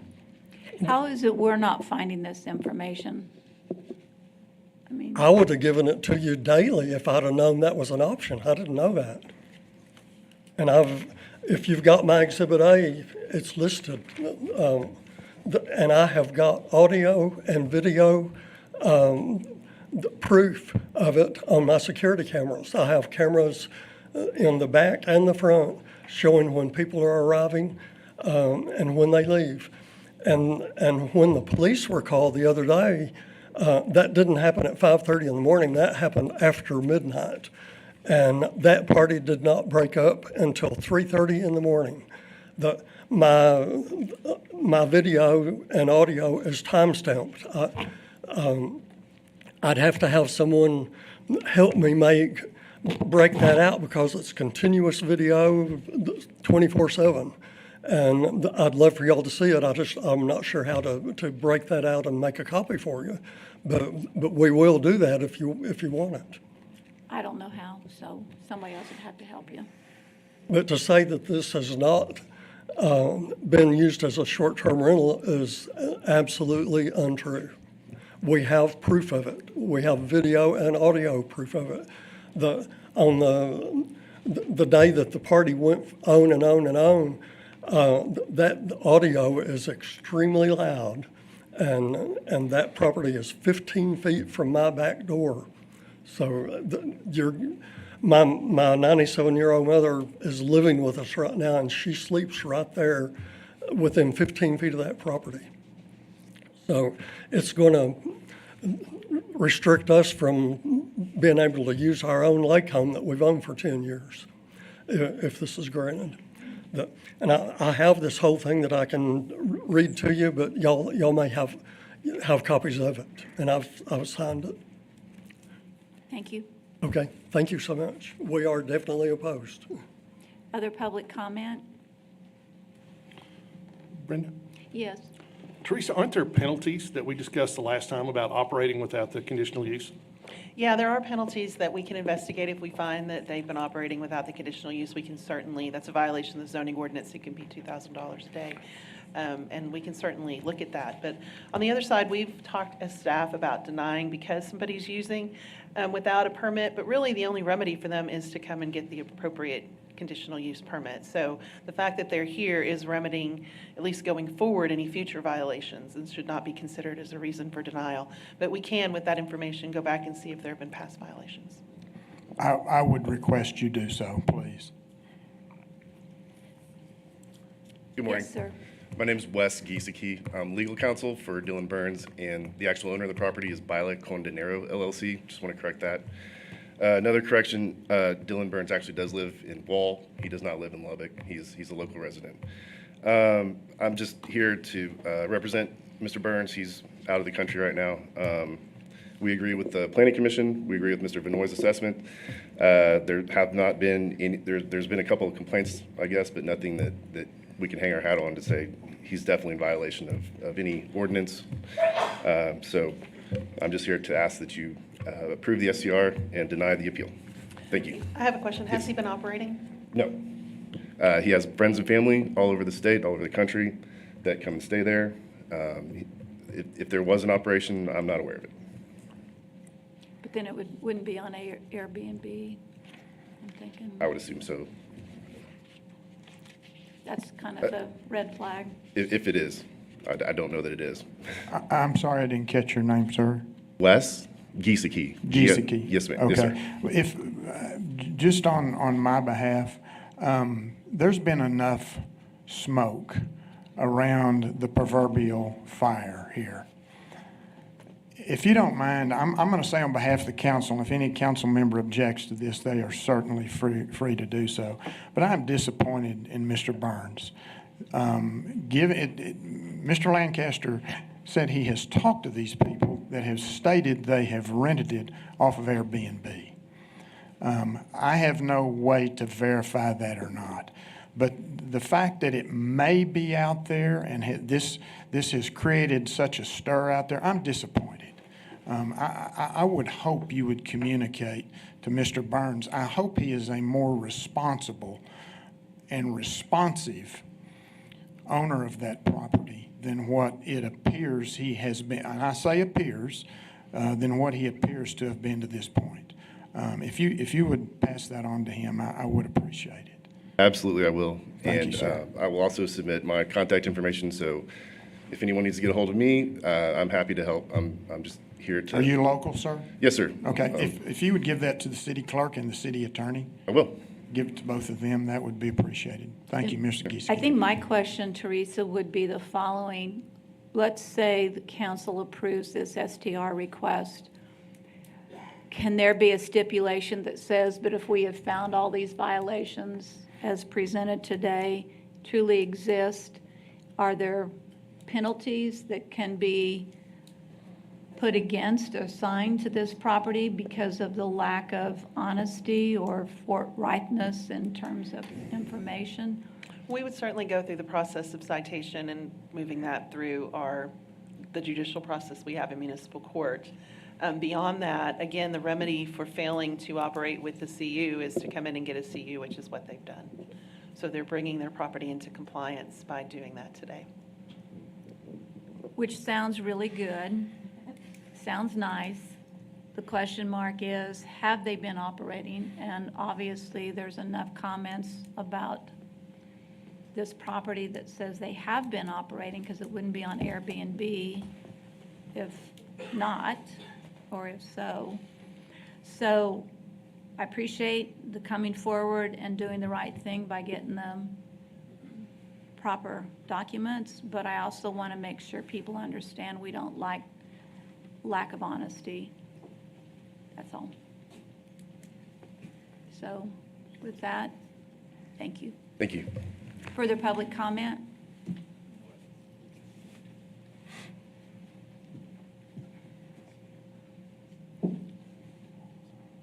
Council, Steve Hampton, District 6. In light of this new information that's come forth at this meeting, I think this vote should be tabled until the evidence that has been alluded to can be proven and confirmed at a later time. Tommy, are you willing to table or ask that this I'm be not sure, tabled? Mayor, because from what the city attorney has said, we can go through the process of assessing fines, penalties, citations, et cetera. So I'm not sure that gains us anything because of where we find ourselves. Is that accurate, Teresa? I would say so, unless you're willing to deny based on the fact that they've been operating prior, which I would not advise. But tabling it doesn't say yes or no. It just says we want to find out the truth and then we'll take a vote. It doesn't mean we wouldn't vote in approval or denial of that. Oh, it's a delay tactic if you'd like to do that, but, I mean, unless you know that that would make a difference in your vote, it's just encouraging to continue to violate a law that he's trying to comply with. Okay, further public comment?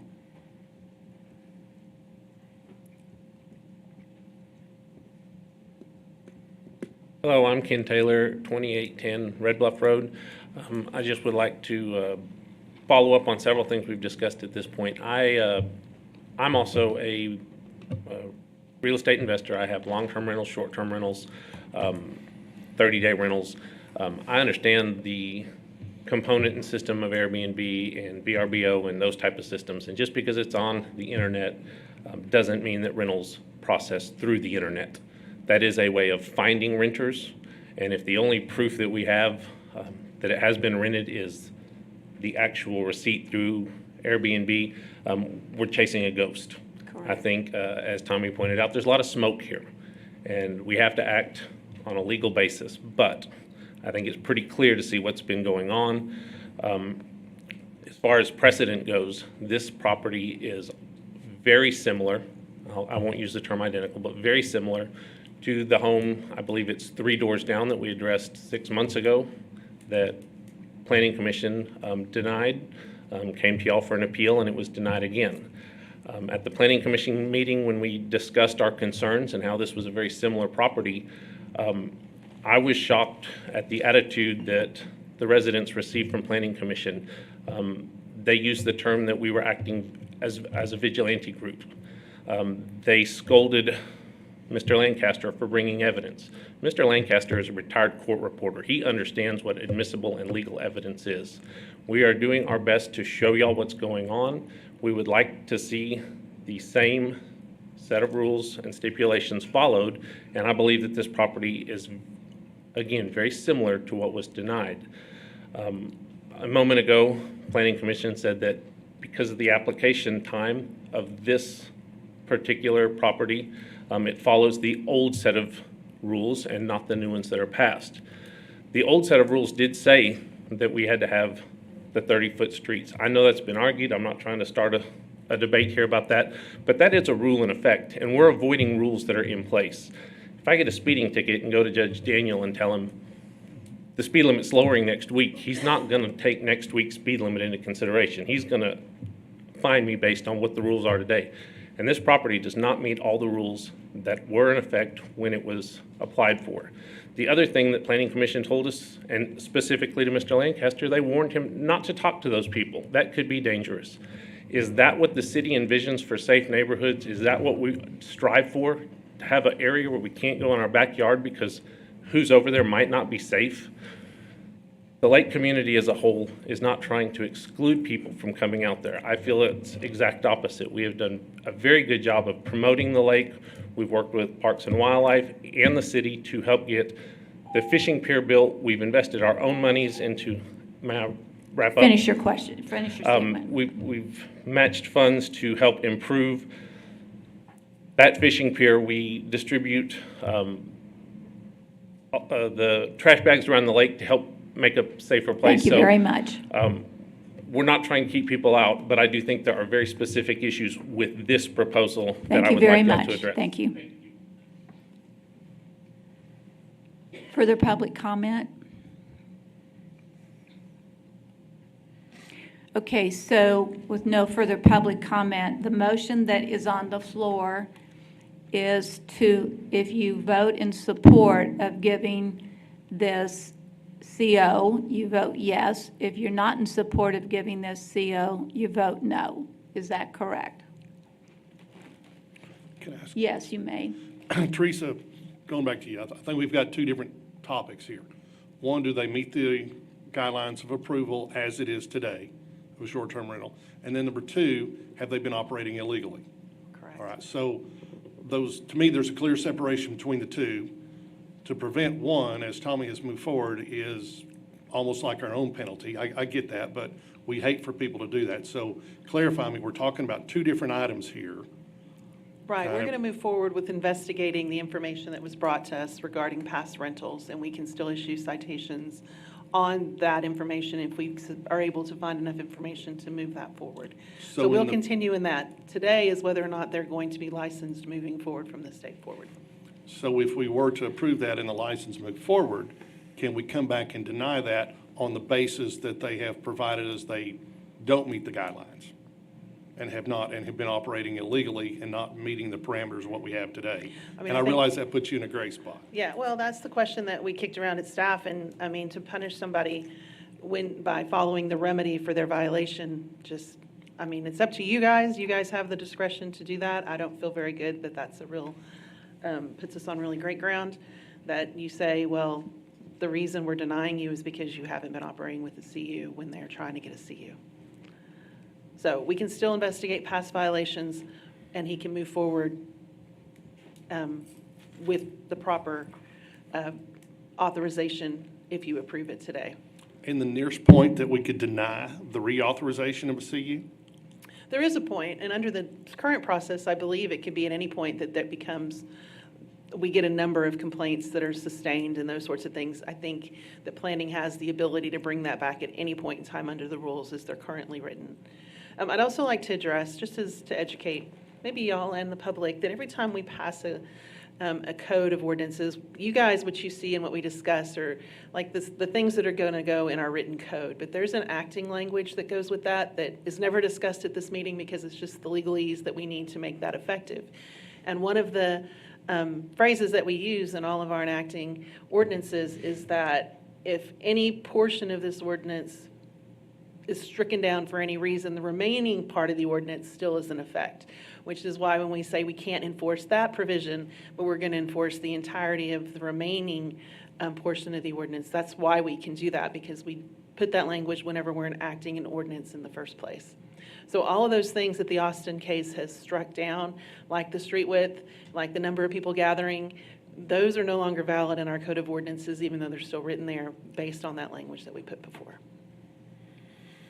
Well, this is a complicated I know. conversation, and would seem to be one would want to table and move down the road a bit, but I get it. So with that motion and that second, and having had public comment, I think we're obligated to take a vote. And so we'll start with Tommy. Aye. Tom? Aye. Harry? Nay. Lucy? Aye. Karen? Aye. Brenda? Aye. Oh, Larry? Aye. So with that, I want to add just a comment, so it's 4-2, but I want to make Sorry, Mayor, sure. can we don't know what your vote was. We didn't. I said aye. Okay, thank you. But what I want to make sure happens is the following, is that we go full force into investigating this. That every element that has been brought forward by various people is thoroughly investigated. We want to know the truth. We are basing this off of what we believe the legal standing of this person is. But we are all very upset about that go ahead and operate it and ask for forgiveness later concept. It's very irritating. And it basically says lack of respect. And that's what it is a lack of respect. So what I want to make sure happens, yes, it is approved, but I want everyone looking at every element of these accusations and that there's a red flag on that property going forward for any potential violation. We're looking. It screws the wall, $2,000 per day. So, Mayor? What was that? It's Larry. Larry, were you commenting on something? Because we heard you. No, say- ma'am. Okay, because we heard you say something about $2,000. Just want to know if we're winning that some way I or if it apologize. applies. I was just chatting with my wife momentarily.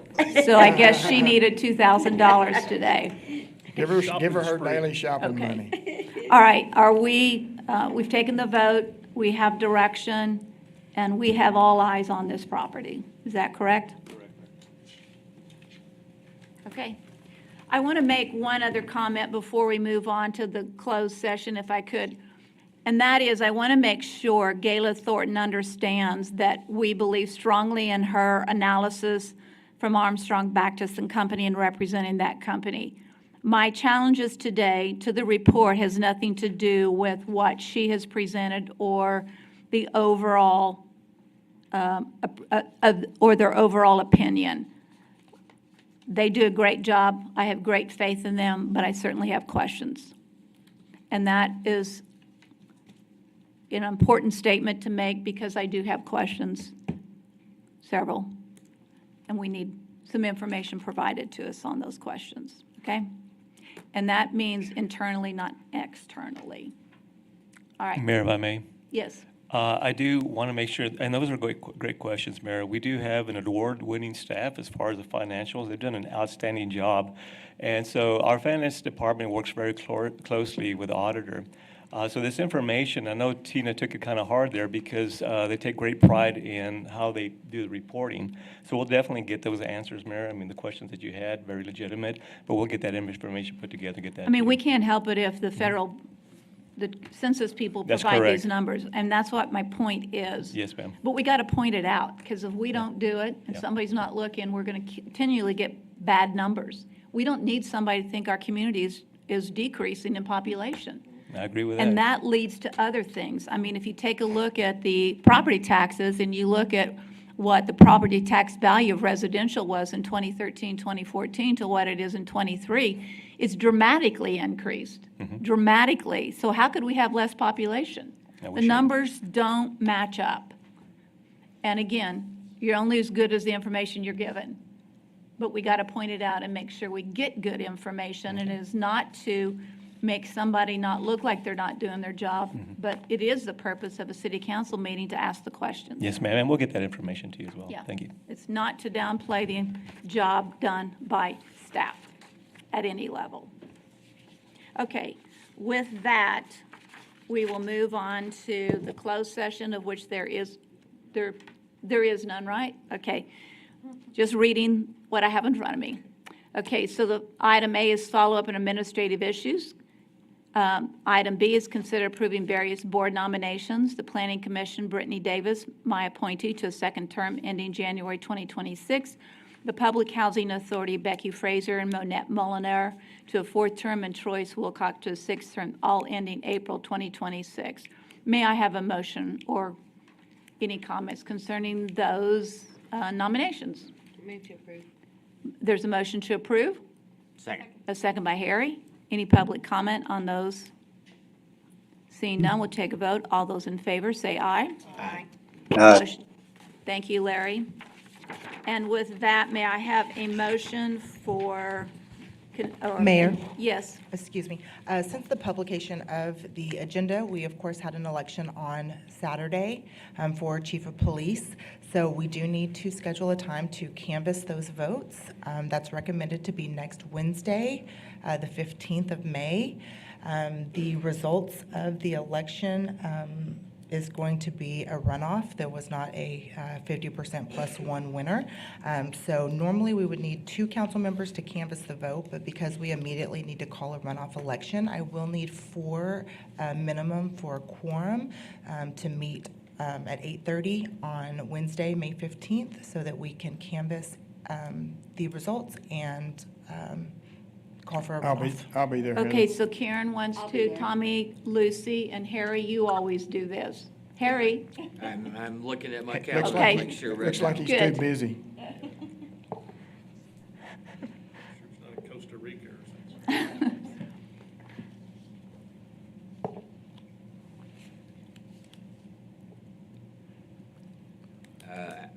actually will not be here. I'll be out of Okay, town. all right, so No, Larry. won't. Larry, either you volunteer or Tom, or I will have to. And Tom's going to be out of town. Larry, are you in town? If not, Mayor Gunner will I join. won't be back then either. Okay, so I guess it's going to be Karen, Lucy, Brenda, and Tommy. Those Right. 4 people will be here to canvass it. But, you know, the other thing I want to say about the election office is, you know, there's been so many comments and so many issues over the past couple years about the efficiency and voting and the honesty and all that goes with it. When they recounted the votes in this last election, and it was only off by, and there was a one-person vote, the difference between the county commissioner race. And when they audited it, I guess you say canvass or audit, it still came out exactly the same. And I think that should give the public great confidence in knowing that our election office is running a good election system. Those recounts said it all. And I just want to give them credit for what a great job they're doing over there. So with that, thank you. Okay. I move we adjourn, Mayor. And that is a vote of 7-0, I think. Okay, thank you.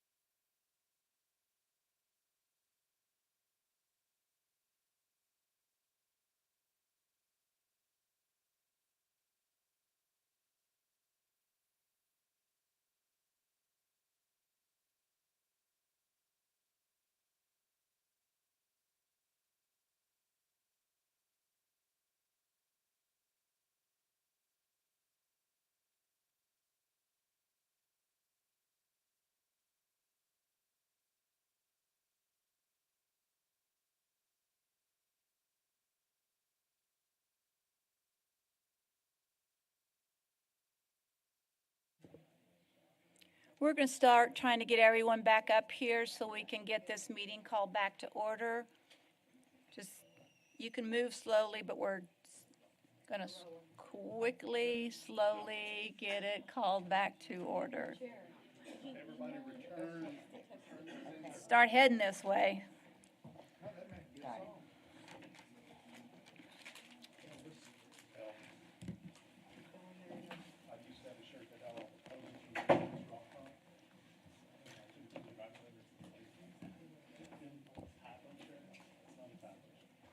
It is 11:03 on May the 7th, 2024. This strategic priority workshop is now called to order.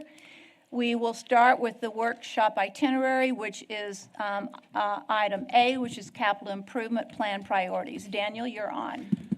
Mayor, council members, audience, what we want to do today, we do have an item that will be coming before the city council at the next city council meeting for the CIP for a decision by city council. So what we wanted to do today is make sure that we cover the CIP priorities. Council members, you've had an opportunity to submit your top 3, and they've been listed. You'll see that they're actually broken into 2 different categories. One of them is the active category. Those are priorities or CIP items that we're currently working on. And then also the proposed ones, which I want to make sure we go into some discussion to determine which one of those are the key ones that the city council would like to prioritize. When we look at funding strategies, we'll be talking about a couple of issues that need to really be addressed by city council. Finance has a really good idea on how to address some of the needs that we have through rolling and short-term debt. We'll have a good discussion about that. And then public safety has been a big item of discussion for us. So we'll have an overview when we get to that item. I have a few things I'd like to share with the city council members, and we'll take it from there. But with that, that's just a quick overview. I'm going to go to hand this over to Tina and Kim to go ahead and kick this thing off. Thank you, Daniel. Tina Diersky, Director of Finance. Starting out here, this first slide is just kind of to show you the big picture of what we have in the works. We have 50 active projects at a total cost of $440 million in the plan, 56 proposed projects at a cost of $281 million for a total of 106 projects at $722 million. And of course, as Daniel just mentioned, we are proposing the public hearing and adoption of this capital improvement plan at the next city council meeting. Just a reminder that the capital improvement plan is a planned document. It's not a funding plan. And so as we discuss these items, as Daniel said, some of them are active and funded, and others will maybe have recommended funding sources, things like that, as we work through the slides. Would you first of all go through what constitutes a project submitted to the capital improvement plan? So what are the criteria?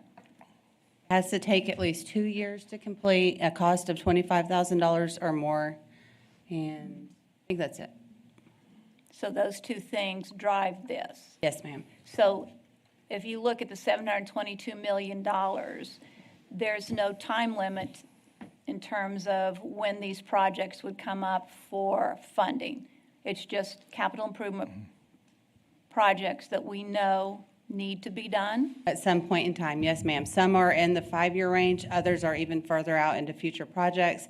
But the purpose of the plan and why it's included as a requirement of the city charter is that city council is made aware of needs not only in the next 5 years, but into the future, so that we can have plans to address those. You know, that's in 2016, we implemented the Rolling Street debt issue plan. That was kind of a result of some of these types of discussions, so that we're planning into the future and getting things done as we can.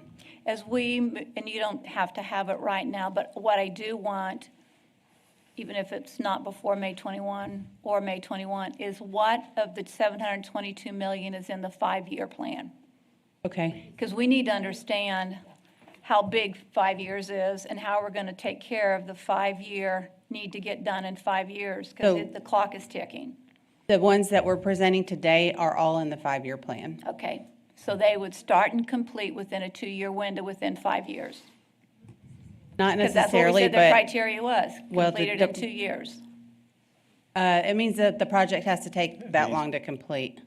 I know, that's what I said. But yes, these are the projects that directors or managers have submitted that they think council needs to be aware of, that they think need to at least be started within the next 5 years. And can we ask that that those be prioritized? By whom? By the directors? Uh-huh. Within their world. So Sure. if you're looking at water, if you're looking at sewer, if you're looking at whatever area you're responsible for, what are your priorities? And is it realistic to say that we can get those funded and started and completed within a 2-year window, within that 5 years? Yes, we could definitely ask department directors to do that. Because that's got to be top of mind. And then Tina, we want you to tell us what to do. Yeah. Exactly. Okay, done. Go ahead. I also want to point out that as far as the CIP project items, before an item can be considered as far as CIP, it has to be included in the CIP plan. And so that's important. A lot of people come to us, sometimes citizens, and say that they want something funded. But unless city council, unless we actually put the item on there, it can be considered by city council. So those items that are on there right now can be considered. So the first act has to be included in the this- CPI. In the CIP, yes, ma'am. CIP, sorry, CPI, CIP. You can think One of and the, the you can think of same. this consumer price index there, ma'am, Yeah. so. Hold it, Mayor, we'll help you. Okay, thank you. All right, move forward. So Daniel had asked city council members to each submit their 3 top capital improvement project priorities, and then we consolidated those into a list in no specific order. But the first slide here is showing projects that were submitted by council members that are already active and have some, at least partial funding for them. So we weren't going to go into a whole lot of detail on these just because they are already active and partially, or if not completely funded. But if you have questions on any of these in particular, then we can go into a little more detail. Well, the Glenna Drive is funded, right? I mean, because we're working it now. It's torn up and we're doing it, right? Or we're somewhere it's okay, Shane, it's all right. But I know it's been, Mayor, these are just the Spread projects up that your council shame. members expressed as important to get completed, and they wanted to make sure that they included them on there, and that's why we have it up there as active projects. So again, it's just to reinforce that, yes, the commitment is there. As a matter of fact, we've already started these projects, and we'll continue working through these. And questions? Tina, you said these are no particular order. Right, Okay. that's correct. You know what? I don't have a copy of that. You didn't get it yesterday? No, sir. No, I didn't. Okay, Mayor. There you go, Mayor. Got it. I got it. They gave me one. I You didn't get it? meet yesterday, so No. I met last week, so we didn't have They that. said, don't give it to them. I know. No, we didn't say that. I'm sorry, I thought I didn't email it to you, Mayor. No, you're My right. apologies. Okay, continue. So these are the remainder of the projects that were submitted by council members. And these are proposed capital priorities that are not yet funded, but that are priorities for city council members.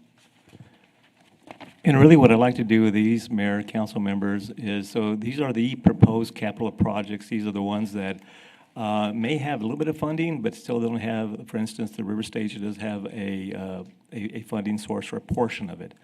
But the others are items that were brought up by council members that, quite frankly, of course, we don't have the deep pockets and the funding to fund all of these for sure. But we definitely wanted to make sure that we came up with a listing, hopefully listing of 1 through 3, which ones, consensus-wise, the city council members would say are the ones that are most important that we should be taking care of. So again, these items are up there for your review. If you have a specific item you'd like to discuss at this point, we're prepared to put that on the screen, and we have directors here that can address those more specifically. Okay, hold on. You want me to move on? We do have a slide for each one of these. Since they aren't yet Okay. funded, we figured there might be more discussion on them. Yeah. So we can move on to that first You slide. got it. So the first slide is the River Stage renovation. Expected capital cost for Phase 1 of $1.6 million and for Phase 2 of $4.4 million. And we do have some ideas that we'll suggest. We have a little bit of funding set aside for this Phase 1 already, and then we have some ideas that we'll suggest later on in the conversation that may be an additional funding source for this project. So clarification on phase two, 4.4 million, is that not $1.5 million worth of the lift station? Isn't there a $1.5 million piece of that, the lift station, which also would have to be done in order to develop the Edgewater Inn property? Al is saying 1 million for that part. 1 million? Okay. So FYI, it's not very specific just to the river stage, but also to the Edgewater Inn development, which I think everybody knows one. Is that 1 million in there? Yeah. Yeah. The other part that I want to remind everybody about the river stage renovation is the following, and that is that we are lucky as a city that we have this asset called the river runs through it. Every community wants to have a river that runs through their downtown or their city. It's one of our greatest assets. And I say the following, with it being one of our greatest assets, what we want to make sure that we do is to take care of all of those things and those projects and those properties that we own on the river to put our best foot forward. Statistically, when you take a look at the performances that are happening on the river stage, the numbers are pretty amazing in terms of, here it is out in the open, hot, 115-degree weather, you're sitting on stickers and dry dirt, and yet we still have a tendency, or we have proven that people will still tolerate those conditions and come out and participate to events at the river stage. And I think that's key in terms of looking at why we want to continue to upgrade and take care of one of our great assets on the river. So those are my comments on that. Mayor, Yes. I want to go harken back to something Council Member Thomas alluded to several meetings ago about public-private partnerships and how they tend to work well in many cases. And this is just, I would say, there's nothing specific to this. There's nothing, I'll say, flesh on the bones of this.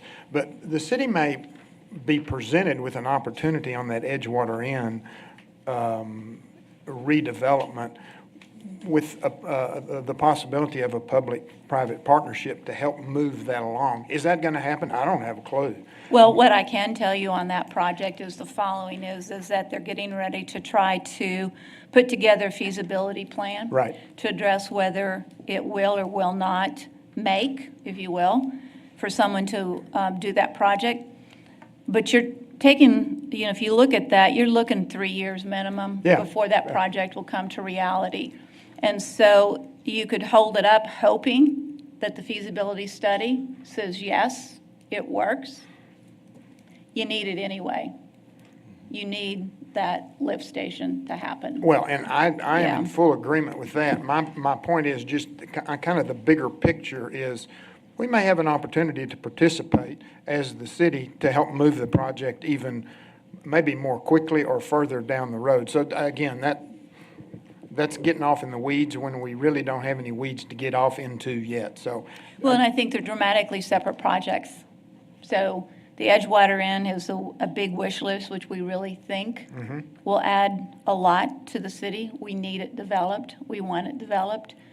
But pulling together the statistics, and that's the reason it's out there for a feasibility study to get done and funded by a private source, is to evaluate the reality of that property and what investment the city will have to make with that partnership in order for it to make as a project. My point, thank you. And Yes. so there is, but it will cost the city. Yeah, thanks. Any other questions, comments? Tom? On the detail of the river stage, and you're right, towns that have a river that go through it, they push it, they promote it, it's part of what they have. San Angelo, the majority of our commercial development faces away from the river. And we're doing this to make sure the forward progress develops that and changes it. Do we have development plans for the south side of the river that will help push and make this? I understand this project. There's several projects on here that I think are absolutely necessary. And I want to see this maybe a little more detail on, what are we really What are we going to? Volume, size? Is it going to develop the south side of the river? I mean, Well, we have the plan for the river stage, so we've approved that already. All right, we've approved phase 1 of that already. If you're asking about the Edgewater Inn property, those properties, or are you talking about the river stage property? the Edgewater, I mean, the whole development process, I've had people ask me about this, Okay, in very so- detailed, saying, okay, I get it. They are not in as much knowledge and share of information as we have. And so if somebody could give like a 30, 45-second explanation of just Yes, a but- helicopter view, 30,000-foot view of what this is. That's what I'm talking about, the feasibility study. Because the issue is, and what has to be studied is to determine the viability of a hotel. What size a hotel is it? What about parking? You cross over South Irving, residential. Is it condos? Is it townhouses? Is it duplexes? What is it? And the only way we know to answer those questions is to get this feasibility study done, which is in the works, meaning someone has signed up to pay for this feasibility study to determine statistically what the cost might be, what the viability might be, and at what level. Meaning, is it 150 rooms? Do we need meeting rooms with that hotel? Do we need 100 rooms? Do we need a miniature convention center? Do we need townhouses? Do we need duplexes? Do we need condos? What is it we need? And there is a conversation, a feasibility study being discussed to address those things so we can make it viable. And the biggest issue is, if you take a look at the Edgewater Inn property, is that is a tough piece of property to develop. It goes down, it's going to be expensive to do. And so, again, the feasibility study needs to be done to determine the viability on it. Have we had interested people over the past few years? Yes. Have we met with them? Yes. And many were interested, and then here came the interest rates. And it changed the viability. And we also know that we're competing with larger cities for many of these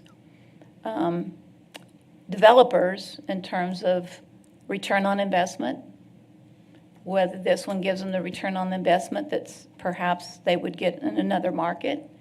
So there's a lot of questions, and that goes back to the reason we're going to do, or a person is going to do this feasibility study, so everyone can look at the sheet of paper and say, I'm interested, I'm not. There's a lot of questions, and they're not answered yet. So that covers our housing, and we go, but our river stage Yes. will accommodate X amount of people. We're looking at a side amount of potential hotels, condos, whole thing. It's a whole project that's going to take time. Well, the river stage is over here, that's its own, it's separate. This is its own thing, they're not connected. Right, but we got them under one project here. Only the lift station, Okay, only the lift station. But you can't finish the river stage project without the lift station. got it. Which legitimately, as a part of the development of the Edgewater Inn, it would not be surprising that the developer asked that the city put in the lift station as part of their contribution to developing Running it. into that So already. it's out there as a need, one way or the other. It's got to happen. Okay, other questions, comments? Okay. You want to move on?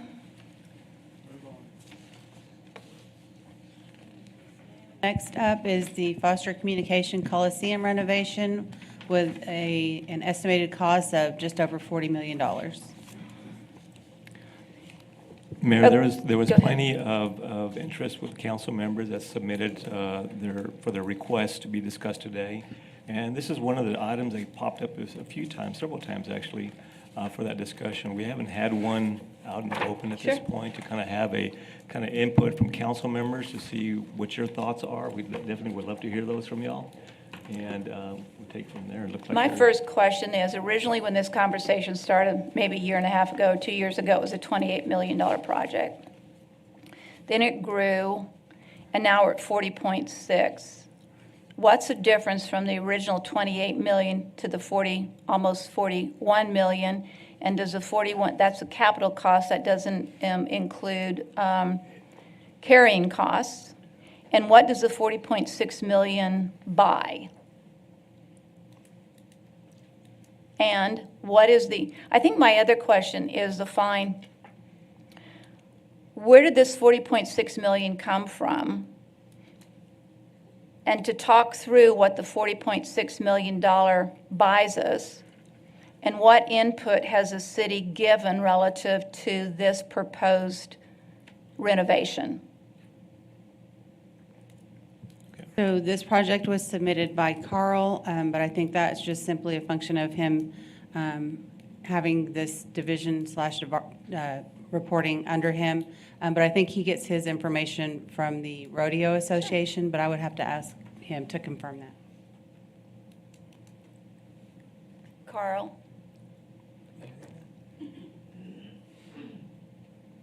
Take the hot seat.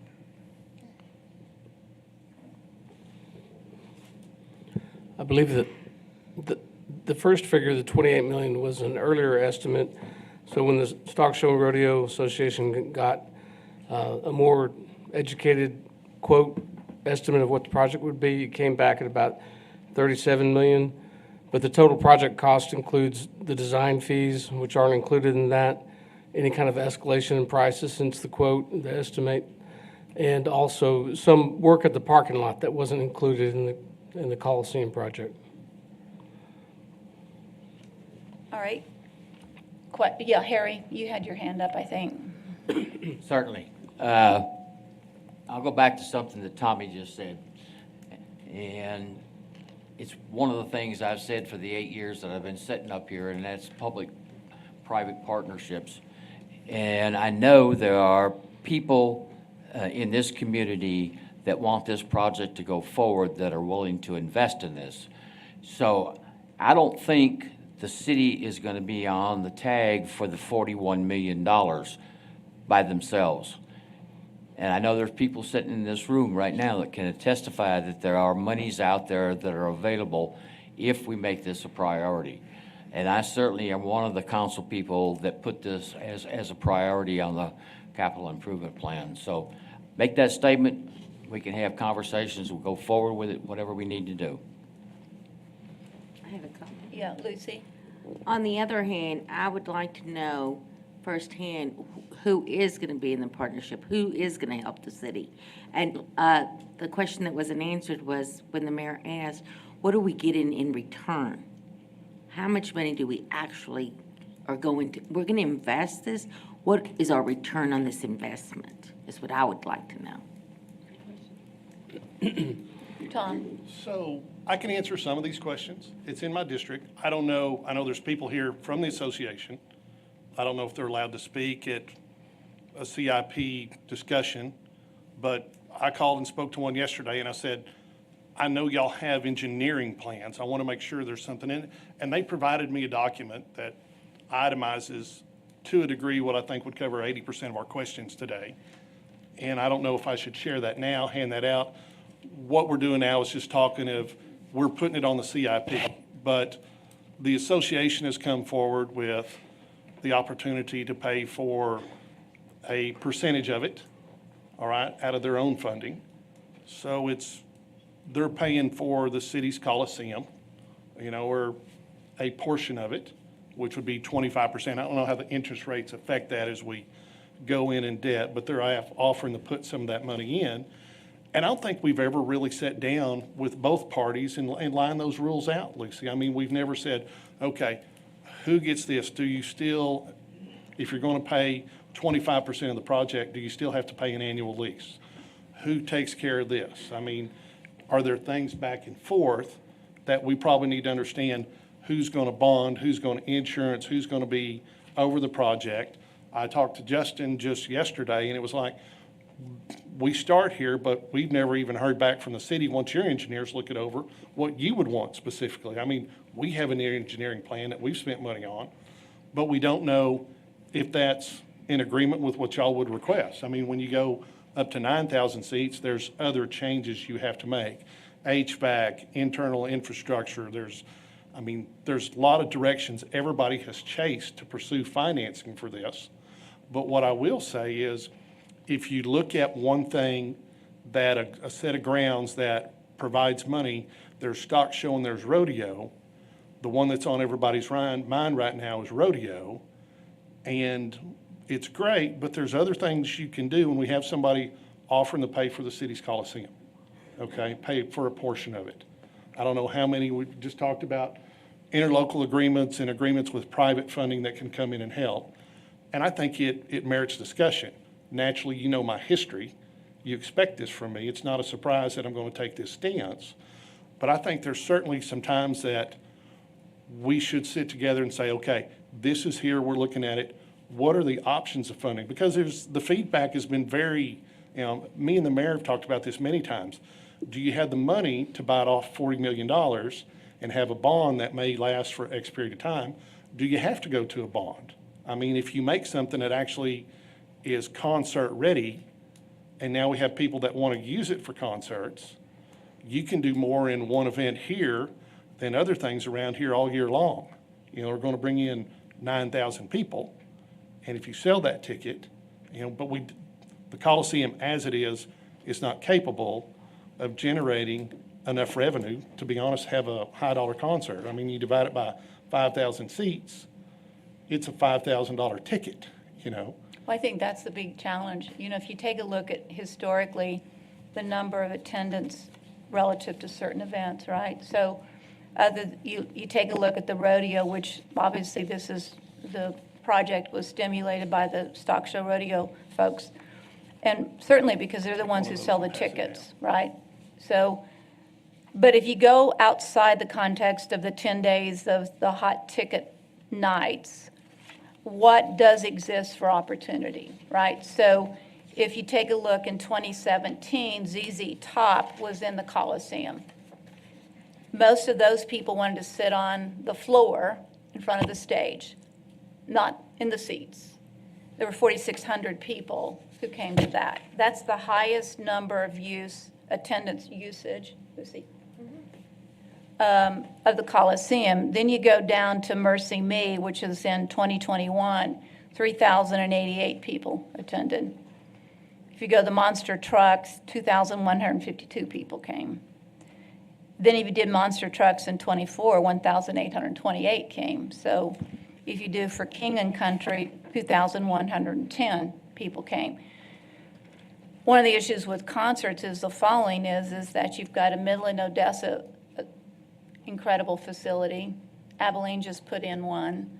A lot of these big bands go from city to city to city. Is there really a chance for us to book at those ticket prices and fill to pay for these bands? They're expensive when we have competition from 2 other cities as well.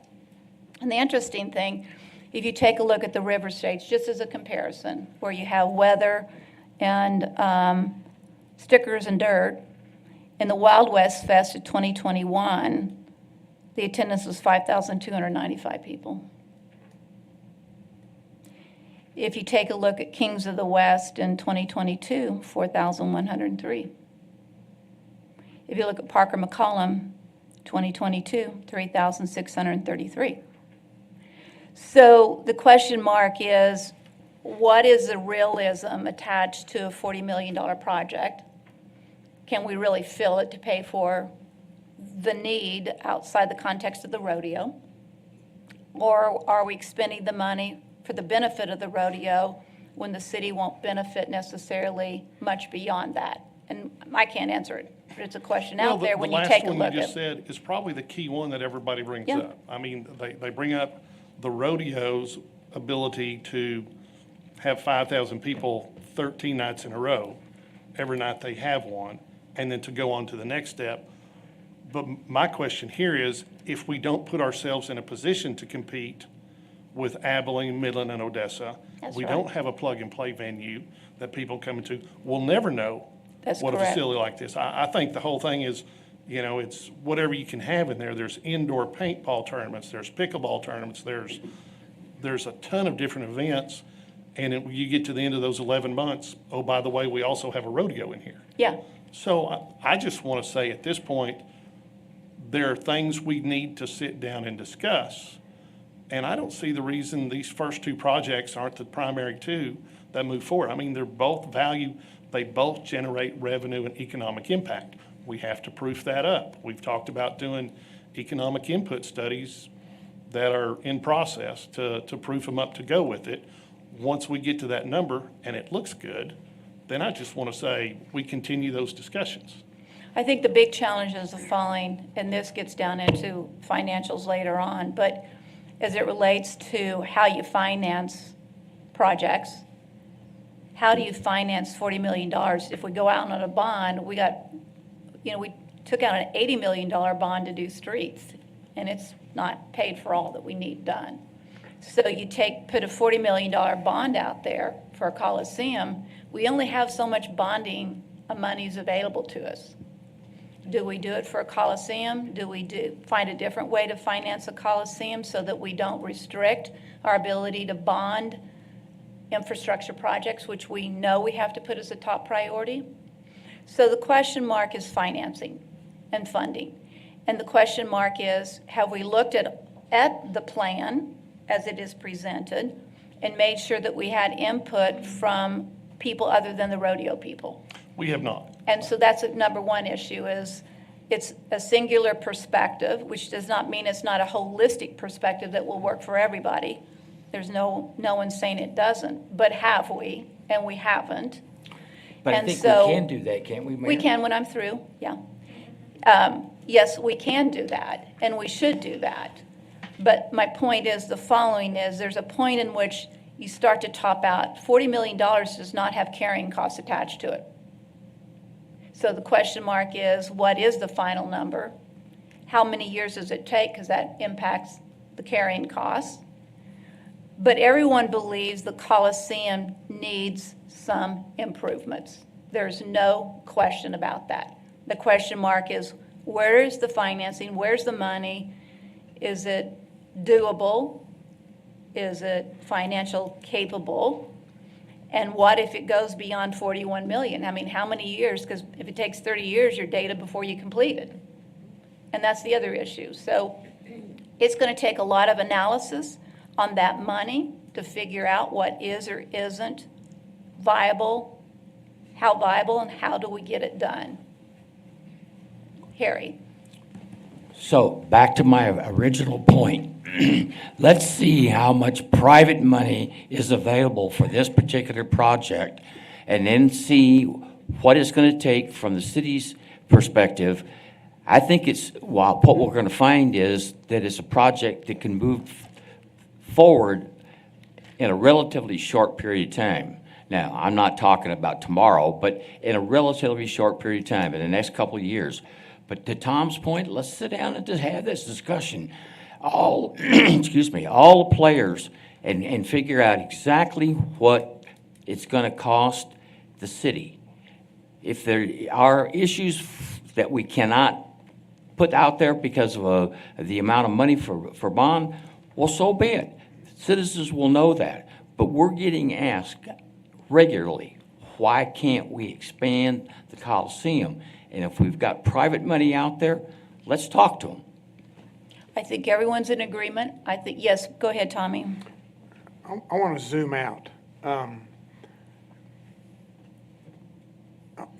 going to ask our finance staff, is there, maybe, do y'all have access to, could y'all find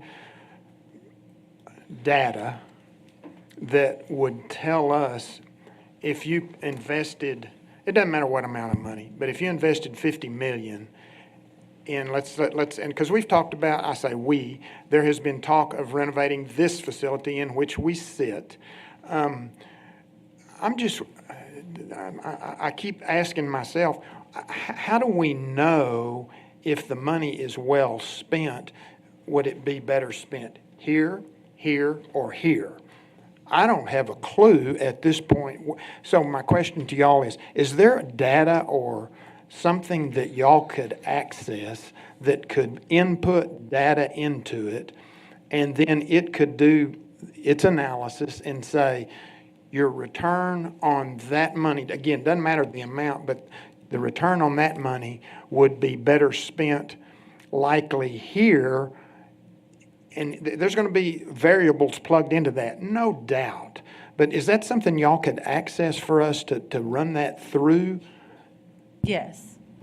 We use a software called ZacTax for our sales tax analysis, and we can have them look into that and provide some information on either or both properties to show what kind of return on investment, to Lucy's point, we're receiving for the inputs that we put into the projects.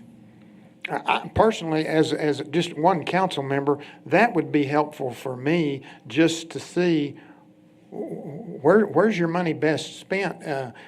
It may be renovation of the Coliseum. It may be renovation of the convention center. If I'm the only council member asking for it, then I guess we don't do it. But I would like to see that data. No, you're not. You're not. I mean, I think the other issue that everyone has been talking about, and it's been out there forever, is the Convention Visitors Center building we're in. The reason it's asked a lot is we're constantly told, right or wrong, good or bad information, that the rodeo does not book hotel rooms. They're local people. We know we're missing out on convention business because we don't have enough breakout rooms in this facility.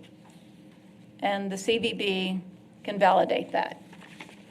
We can't go after a lot of these events because of the facility that we have today. So how do you balance the combination of investing in the convention center where we know we'll get hotel motel tax, and particularly at a point in time where we might be saying that the Coliseum might be paid for in partial by a venue tax.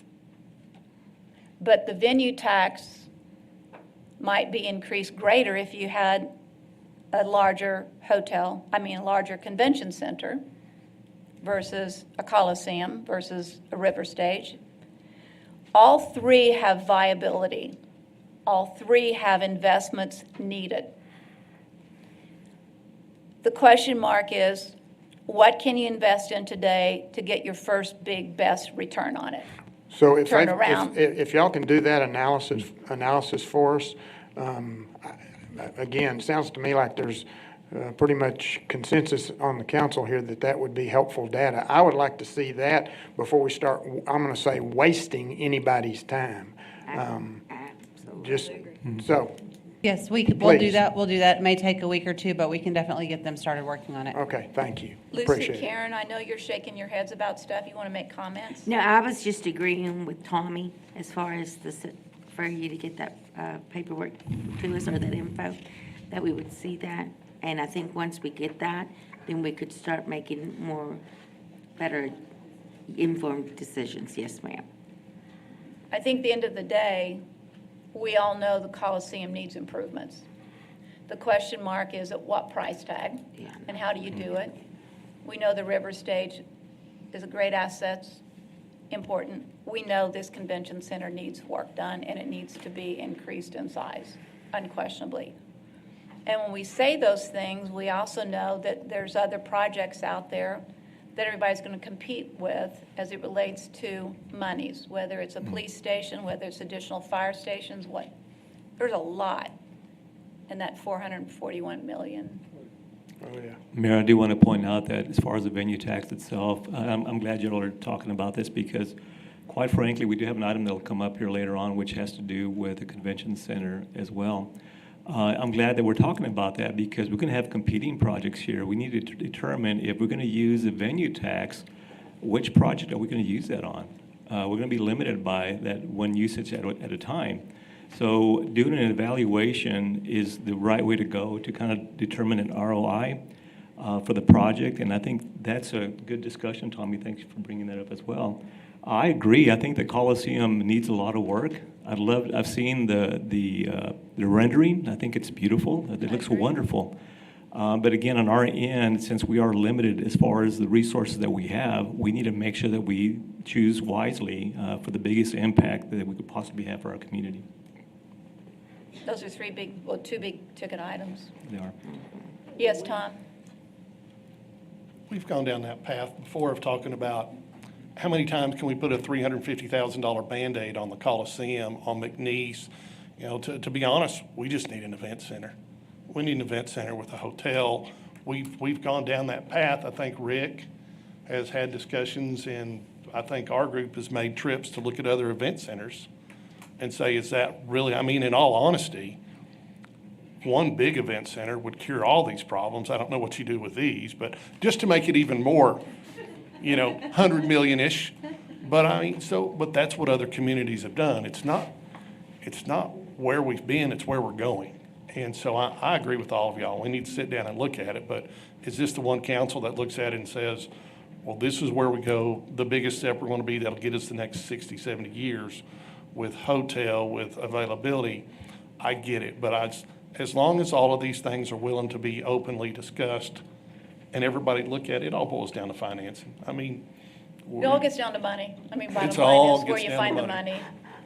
But they're not, no one's questioning the viability, and I think that's the key part. Right. No one's questioning the viability, nobody's questioning the need, nobody's questioning that it isn't a big want and a big wish and could have a good impact.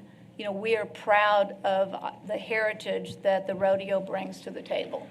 I think this community has the greatest pride, tremendous pride in what's happening out there. And it's due to the leadership and the organization and their willingness to listen to input and delivering on that input, and they need a lot of credit for that.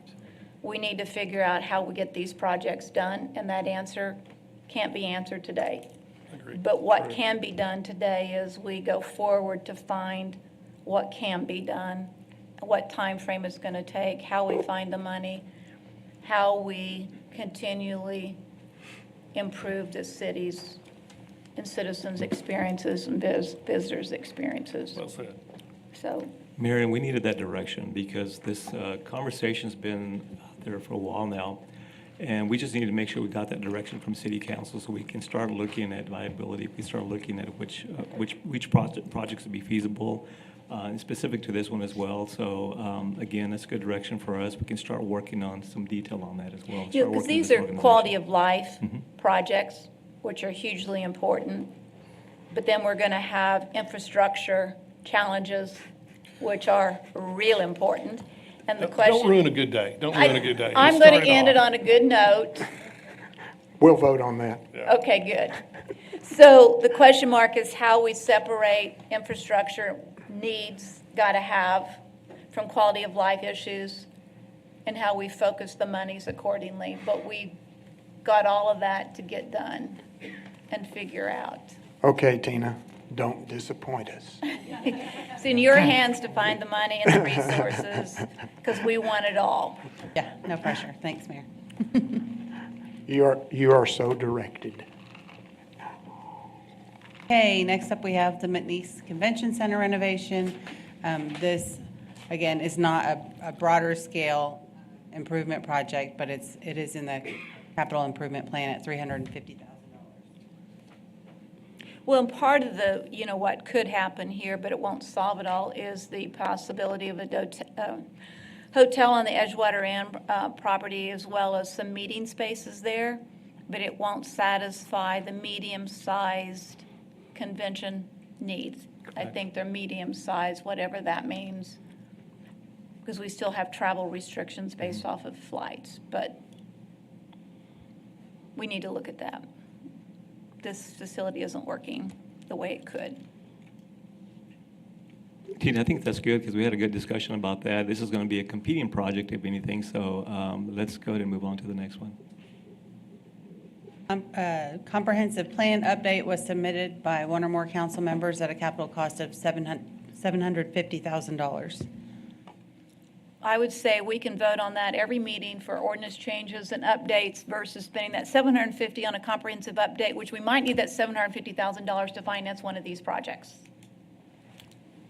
It doesn't have to be a priority this time around, Mayor, so we get it. Just saying. Wow. But it is something that's going to have to happen. Let me, I guess, balance what the mayor said. As one council member, it has troubled me over the past several years that I'm not going to say we, but I have not been more diligent in thinking longer term than shorter term. For me personally, the comprehensive plan update is important to help us with future planning, and I could go down I've got a rant I'm not going to go through, that I could go through about why this should be done, but I don't want to just dismiss this out of hand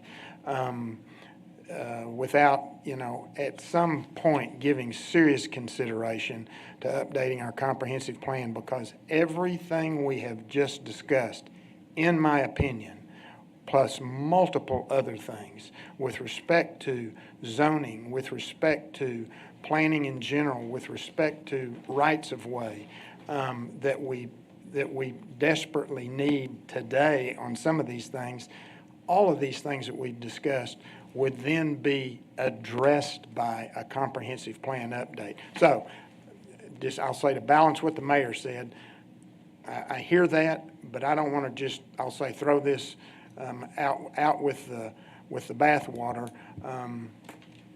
I'll leave it at that.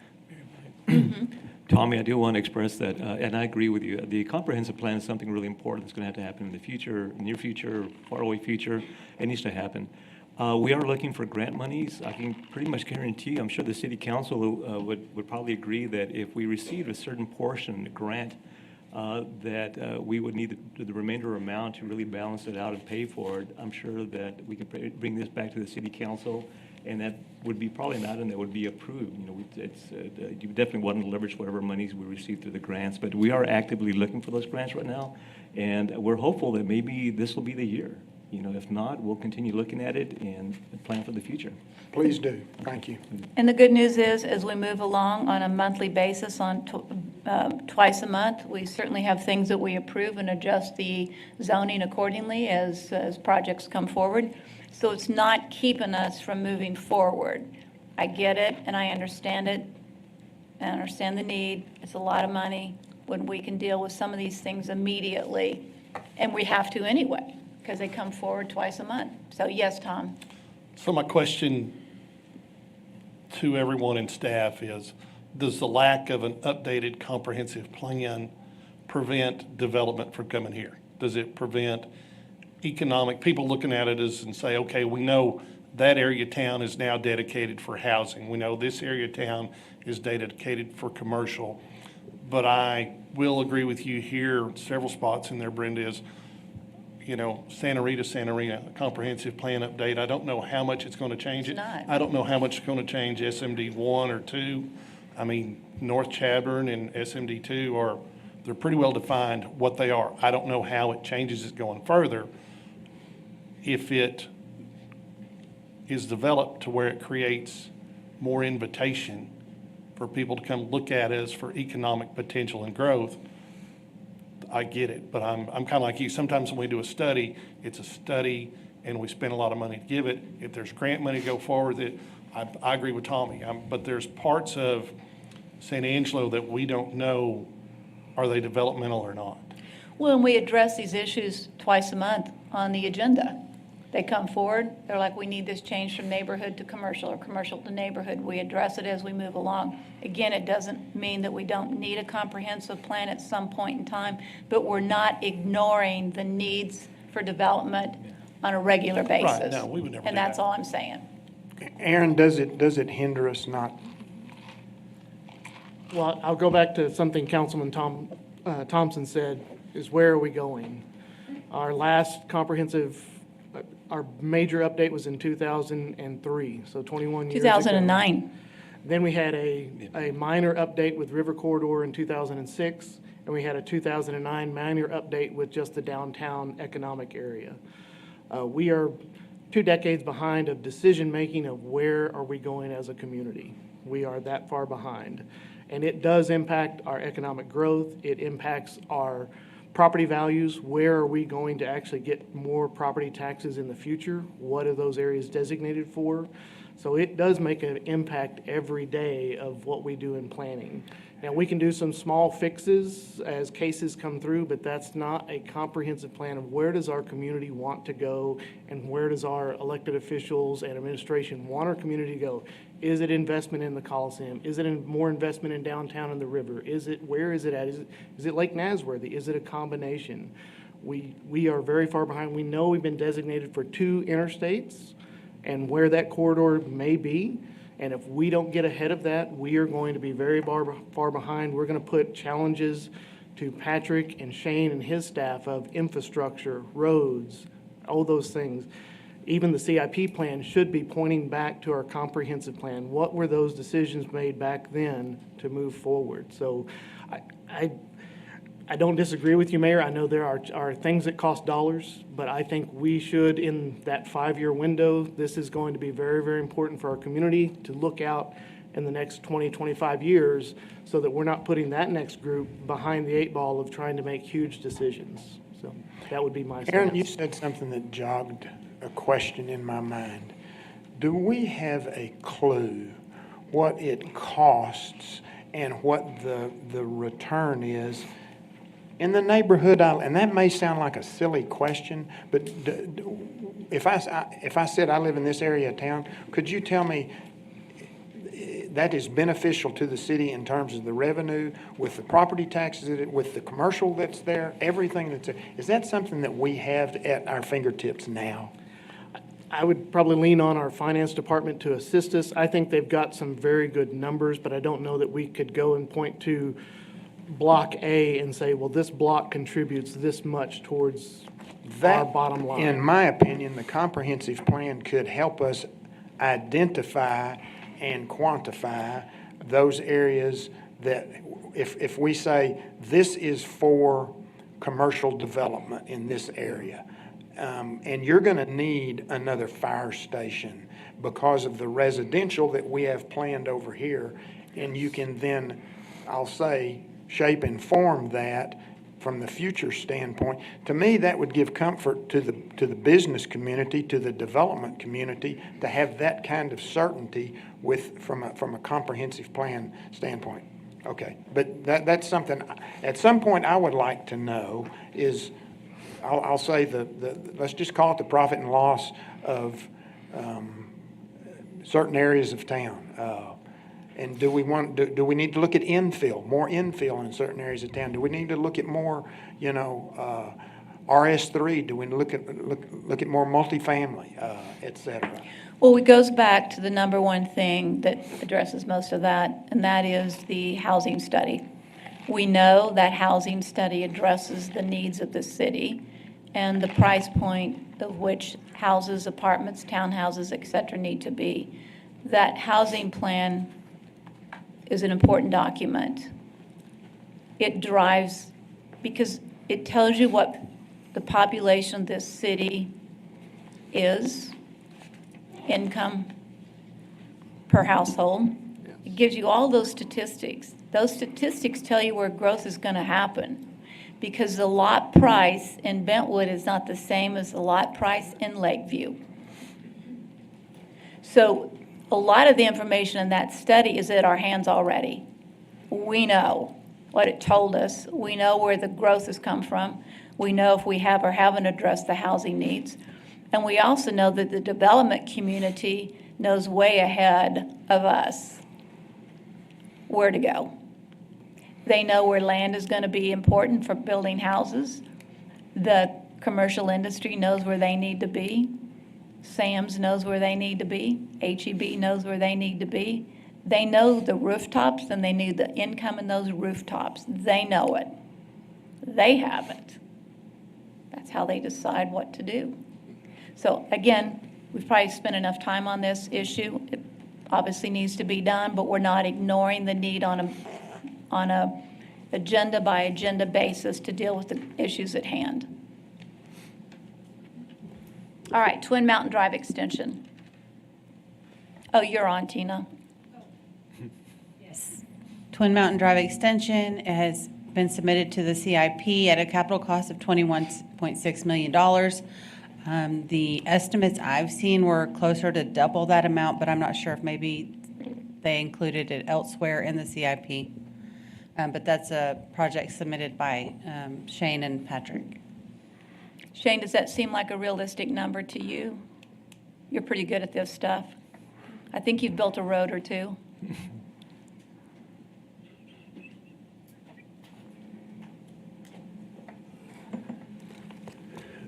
Yes, ma'am, the 21.6 is, excuse me, is a good number for the roadway portion of it. What we do have in some bigger numbers that we look at is also the water and sewer that would go along with it, the extension of that, as well as sidewalks or other things that would need to go on an arterial roadway. So the 21.6 does cover the cost of the roadway itself. But not the development. But not the development, not the water, not the sewer, those type things that you would want to probably go in at the same time as you're putting in the road. But again, this is just the roadway side of it, not the water sewer side of it. Shane, wouldn't it make sense, and wouldn't it make sense for us to start looking at acquisition of right-of-way? We know Twin Mountain is going to be extended. We know it is. It's just a question of when. Shouldn't we start looking at acquisition of right-of-way? The one place that does really concern me is all the growth that we're seeing on South 67, out towards the old steakhouse and some of that area out there. That really does concern me about how that growth is really taking on, and those properties are being bought up right there and developed right now.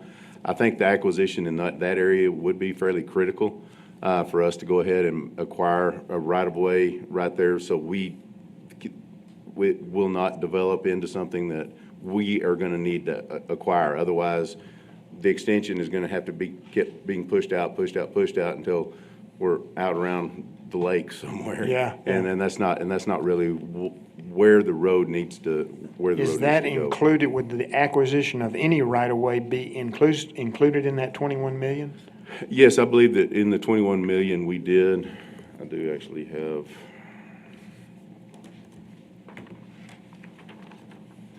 numbers. The surveying and acquisition,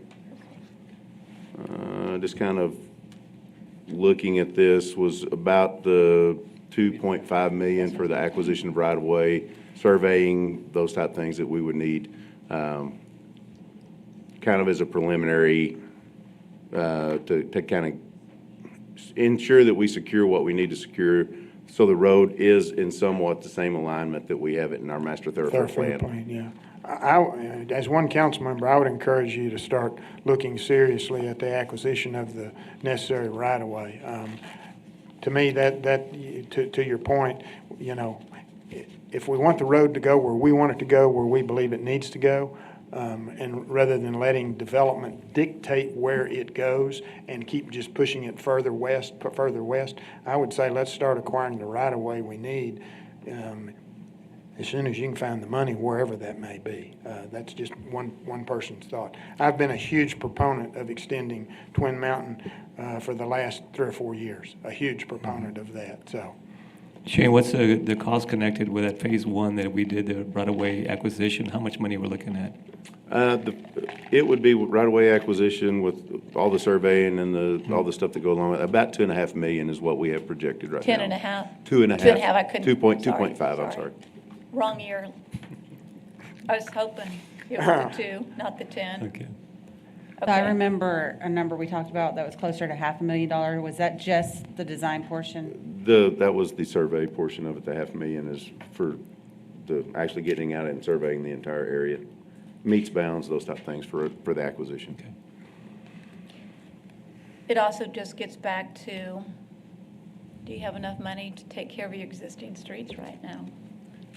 It's all out there. I mean, there's not enough. I don't know that we can make enough money, but Well, we do what we can. The question mark is correct that's been put forward to us, is that we know what's happening out there. It's not, it's something we're fully aware of. How do you protect yourself? How do we make sure that we get the road we want, streets we want? Find the money, find the money, find the money, find the money. I keep hearing that, find the money.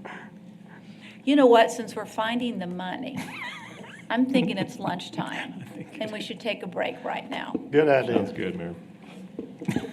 Find the money, Shane. Find the money. You got time? That's Tina's.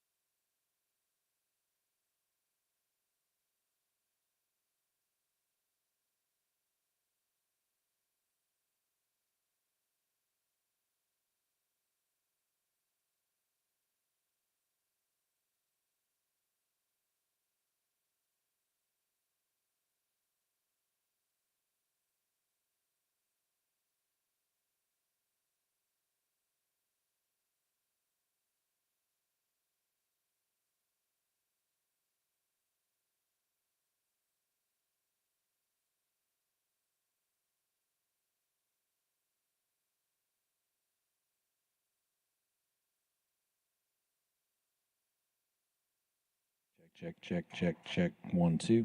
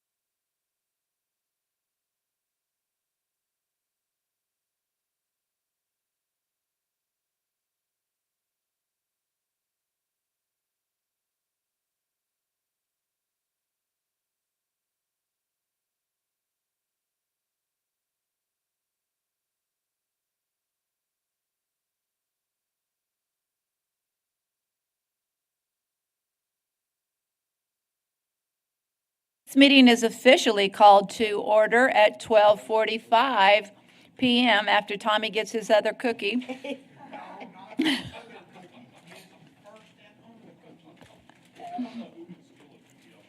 I can't imagine. I don't know anybody who would do that.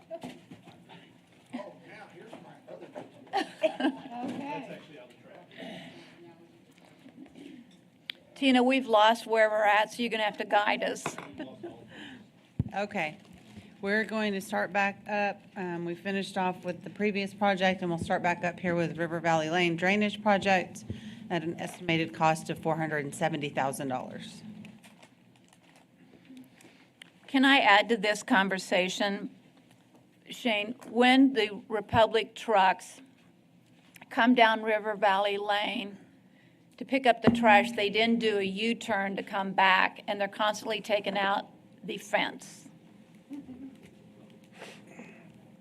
So the question mark is, could we just create a road somehow to do the U-turn there so the fence doesn't constantly get taken down? Yes, ma'am, we can definitely look at that. And on this project here, a lot of this is basically elevation changes within the road. It's basically us going in there, cutting down the road, and then rebuilding the base, and then, of course, just putting another two-course layer on top of it, seal coat layer on top of it. That's originally an old seal coat road. So, but that's kind of the basis of this project. And if we want to move this project forward, then we can also look at putting a bullhead or some type of turnaround at the end to help accommodate the trash trucks there at the end of the road. And of course, it is city property from the edge of the road, from the edge of River Valley Lane all the way to the river. So we do have enough room to accommodate that sort of Thank you. turnaround maneuver. Mayor, Yes, sir. this is in my district. There are people out there that do get water in their houses with a rain event. I went out there. We're praying for that rain event. Absolutely, we are, but it causes problems. I went out there not this weekend, but when we had the last rain, when it rains pretty quickly, pretty fast, that we have water in people's houses. So as soon as feasible, this would be a worthwhile project for the folks out there that get the water in their houses. This, I'm not sure will address all of those issues on the backside, because there are some other issues coming out of Butler Farms as well too, into a private, basically detention basin back there. And so I'm not sure that this River Valley Lane will cure that completely. But if we can speed the water up, leaving River Valley Lane, maybe it will lessen that to some degree. I agree with you. I don't know that it'll solve it. If we had, maybe some property owners that would work with us, that might be helpful too, so. Correct. And like I said, I think this would help the water move on off of River Valley Lane faster. That may alleviate some of those, at least up in the houses, issues. But again, I'm not sure it's going to completely fix the general flooding issues of that neighborhood coming out of Butler Farms. Agreed. Any other comments? Okay, moving on.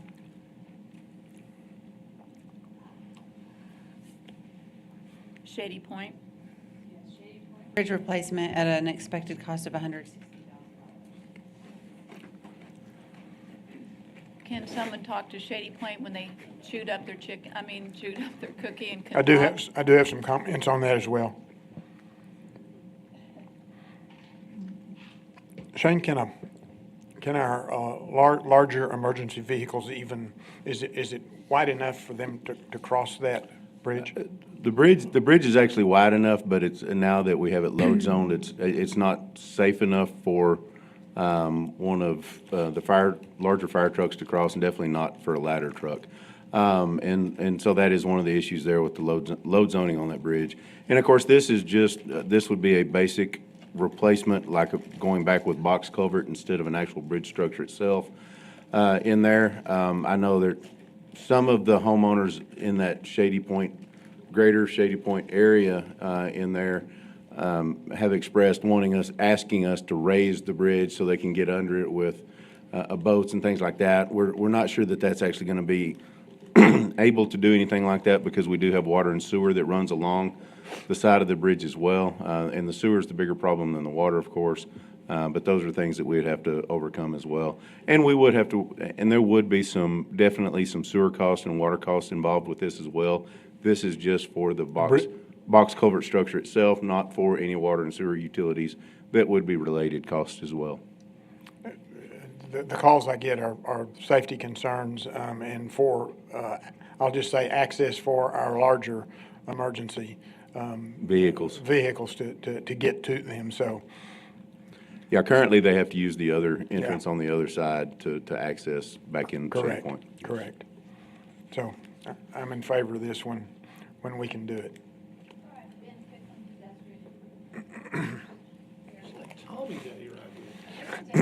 It is my area. Constituents from that particular neighborhood, a lot of them walk to Walmart, and there is no access across the Red Arroyo except that bridge. The bridge is pretty narrow. You can't hardly get two vehicles in there at the same time. But it's a lot of money, and I believe that big portion of that 19.4 is the bridge itself. I'd be in favor of looking to see if we can find the money. I just don't know that it's going to happen right away.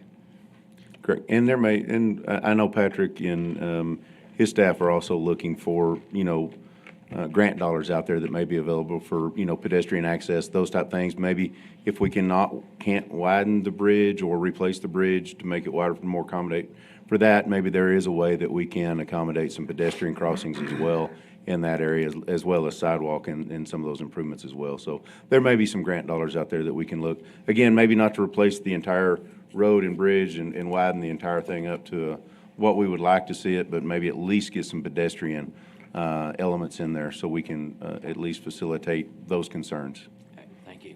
I appreciate that.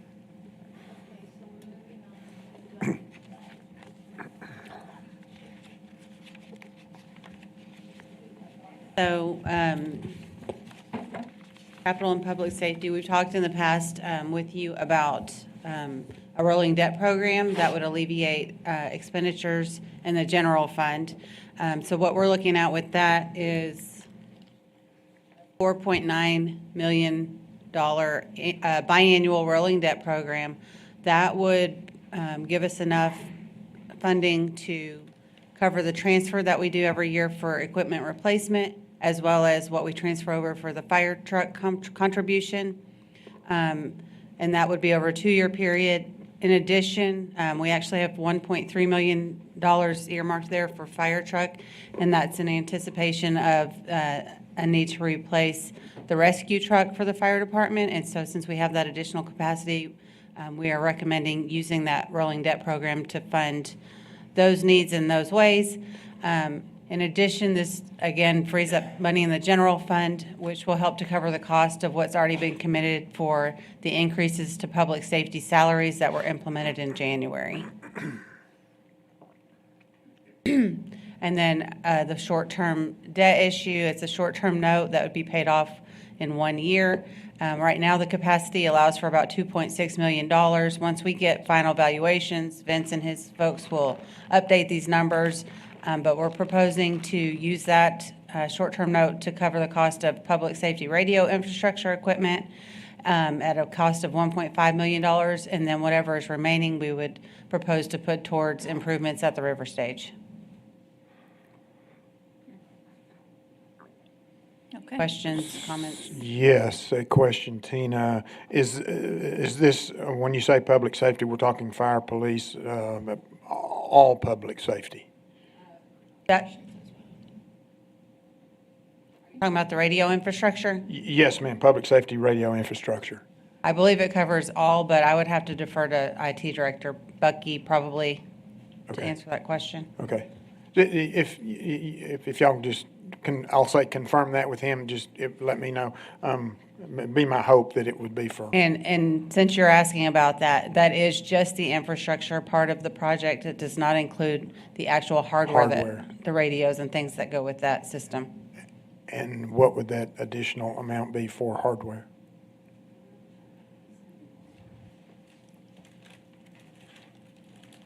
You know, the police department, I think, just received word that they're going to be receiving a grant, and I think that's the purpose of that grant, is part of that funding.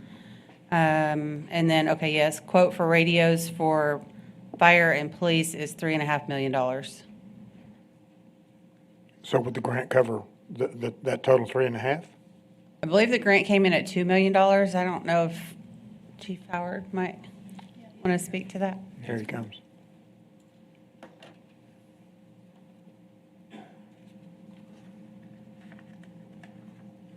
Good afternoon. How's everybody? Yes, we did receive a grant. It was, we applied for through August Pfluger's office, and it was a $2 million grant. And the early estimates on the radio system with what, for public safety was $3.5 million. So, yes, ma'am. Yes. Yes. In addition, Kimberly just informed me that the fire department is also working with the COG to try to identify some grant funding for that purpose as well. Hopefully we can do the hardware as well as the infrastructure part too. Good. All right, moving on. It is, Skip, the public safety. Right, we wanted to talk to the public safety funding as well as what that would require for a tax rate and a timeline. We do know that the state has limited our ability to generate property tax revenue, and so that has put some limitations on us. In anticipation of the possibility of having to go to an election for the adoption of a tax rate, we are scaling our timeline for budget back to where we do all of the meetings in the manner as if we assume we will go to an election, just in case that comes to pass. So that means that all of our meetings will be in August instead of September this year, and we do plan to adopt the tax rate and the budget by August 19th. At the next meeting on May 21st, we will have those dates available so that you guys can look at them and make sure that you're available and work with our schedules to make sure everybody can be there. And I do want to talk a little bit about this as well. Mayor, council members, as y'all are aware, state legislators several years back, they passed law that limits the amount of property tax revenues that the cities can receive. And that limitation is 3.5% per year. That really has hurt our city. I know that the legislators will immediately say, no, we're not limiting you guys to 3.5%. All you have to do is take it to the voters, and you can go higher than that. Where our needs are there right now to address public safety, that became a major issue last year. It's going to be another issue again this year. The 3.5% limitation, I think, was short-sighted. You look at what cities go by is what we call a municipal cost index. For the past 5 years, we've averaged around 4.52% as far as the cost of cities actually end up having to expend. And the reason behind that, you look at equipment that we purchase is so much more expensive, and you've seen the price go up. Inflationary-wise, it's gone through the roof. The chemicals that we buy, everything that we purchase, especially road work now, you look at petroleum-based products, everything is going through the roof. So being limited to 3.5% when we know that our cost is higher than that is what really is hurting the city at this point. I can tell you that the last couple of years that we've kept to the 3.5% limitation, because it is a limitation, the city has lost out on $7.8 million. You want to explain that a little bit more in detail, what you're talking about on 3.5, because many people listening or watching today don't understand what you're referring to. Yes, ma'am. So the biggest revenue source that a city has coming to it is going to be property tax revenues. That is number one. What the state legislators are telling us is from 1 year to the next year, we will not collect but the 3.5% revenue above the previous year's numbers. On existing. Yes, ma'am, that's correct, on the existing values. New values is a different story, but again, that part of it really is a huge impact to a city. I mean, $7.8 million is a big chunk of money for the last couple of years. With that said, we're at that point that we did a lot last year to adjust pay for public safety, which got them to about 85.67% competitive. You look at that number is still back there compared to what other cities are paying their public safety officers. So on our end, in order for us to actually fill that gap to where the police officers would be and firefighters would be at 100, and I say 100% right now. I just want to make sure that I mention that as well. In order for that to happen, the gap is like $4.6 million to get them to that point. That equates to about 6.37 cents in the property tax rate that we would have to adjust in order to really meet the need for pay for the public safety. And this doesn't even address the non-civil service employees. This is just public safety that we're addressing at this point.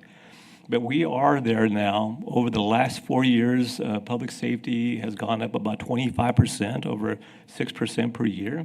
And again, we're being limited to 3.5%. It's hurting us.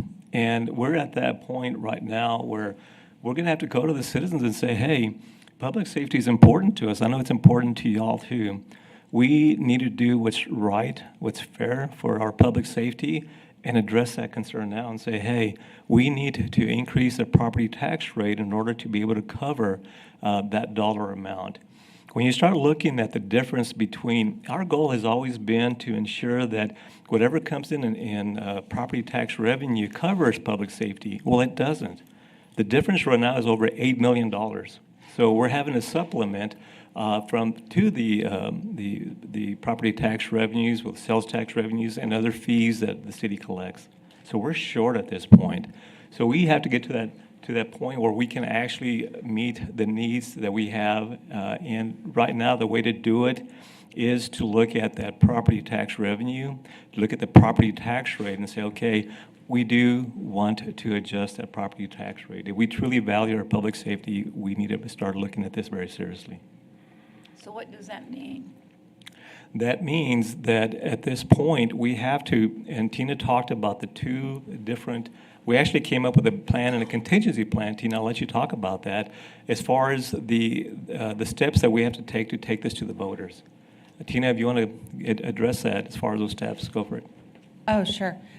So if we choose to adopt a tax rate that exceeds the no new revenue rate, then that Senate Bill 2 does require us to go to an election. And if that's the case, there are a lot of deadlines that shift in that scenario. It has to be, I think, 72 days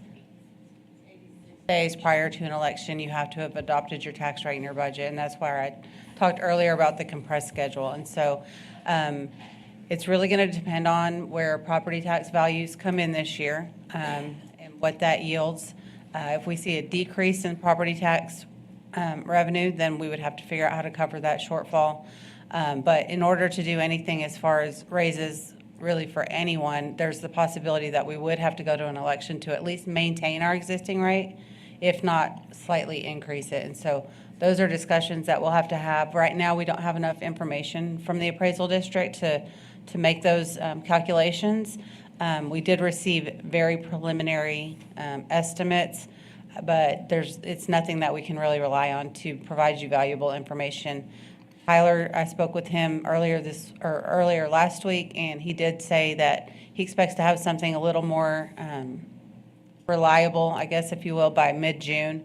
And so I'd propose that we come back and maybe even talk about it at the Enterprise Funds Workshop, just to give you guys an update on where we are with property tax. But if you were to say we are going to use last year's number as your base number, let's just say you use exactly the same amount or add 3.5%, what you're allowed. What would that mean for the average person in terms of an increase in their property tax dollars? I would have to do some work on that. Mayor, I just wanted to really introduce the idea right now because we really, as I mentioned a while ago, we just want to do what's fair.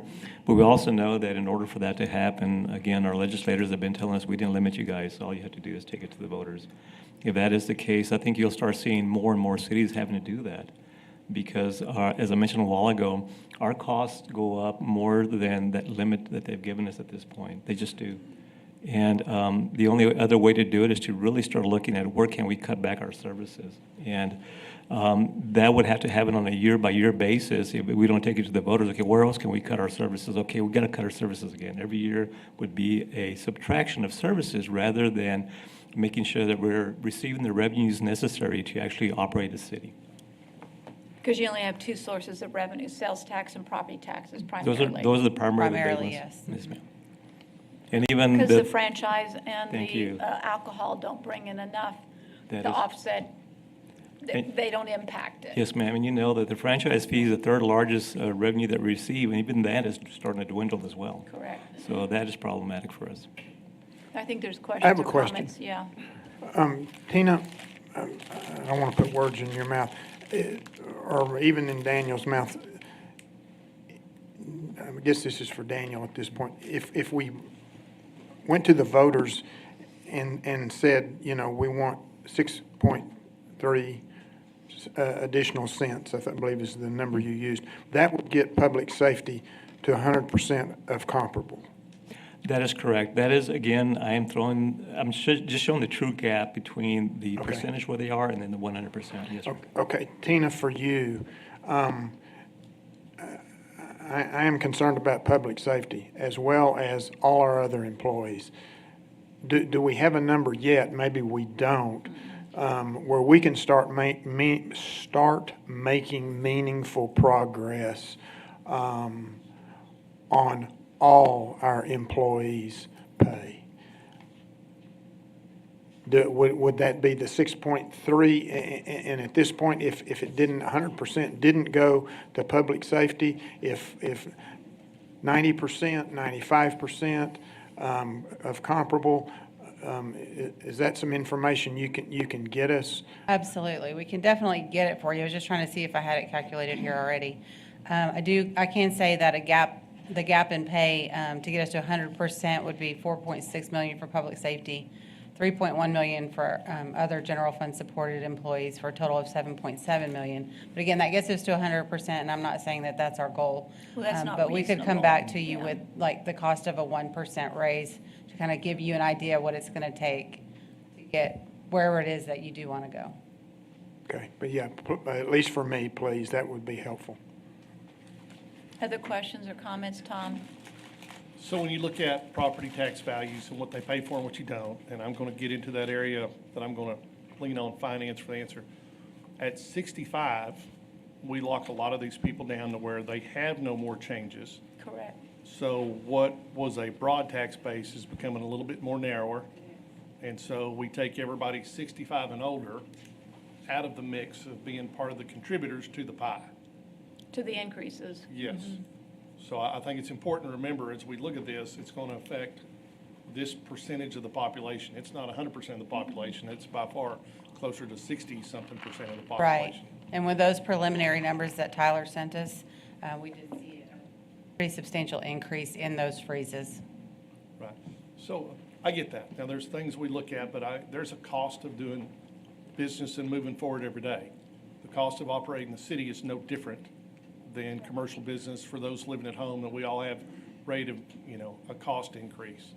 And we need to be aware that we're going to have to assume that burden. If we want our city to be as good as it can be, we're all going to have to pitch in and have some money in the game. So I'm not afraid to pursue that, but I think it's real important we do say what decisions we make affect a centralized part of our community that's closer to 60% than it is 100%.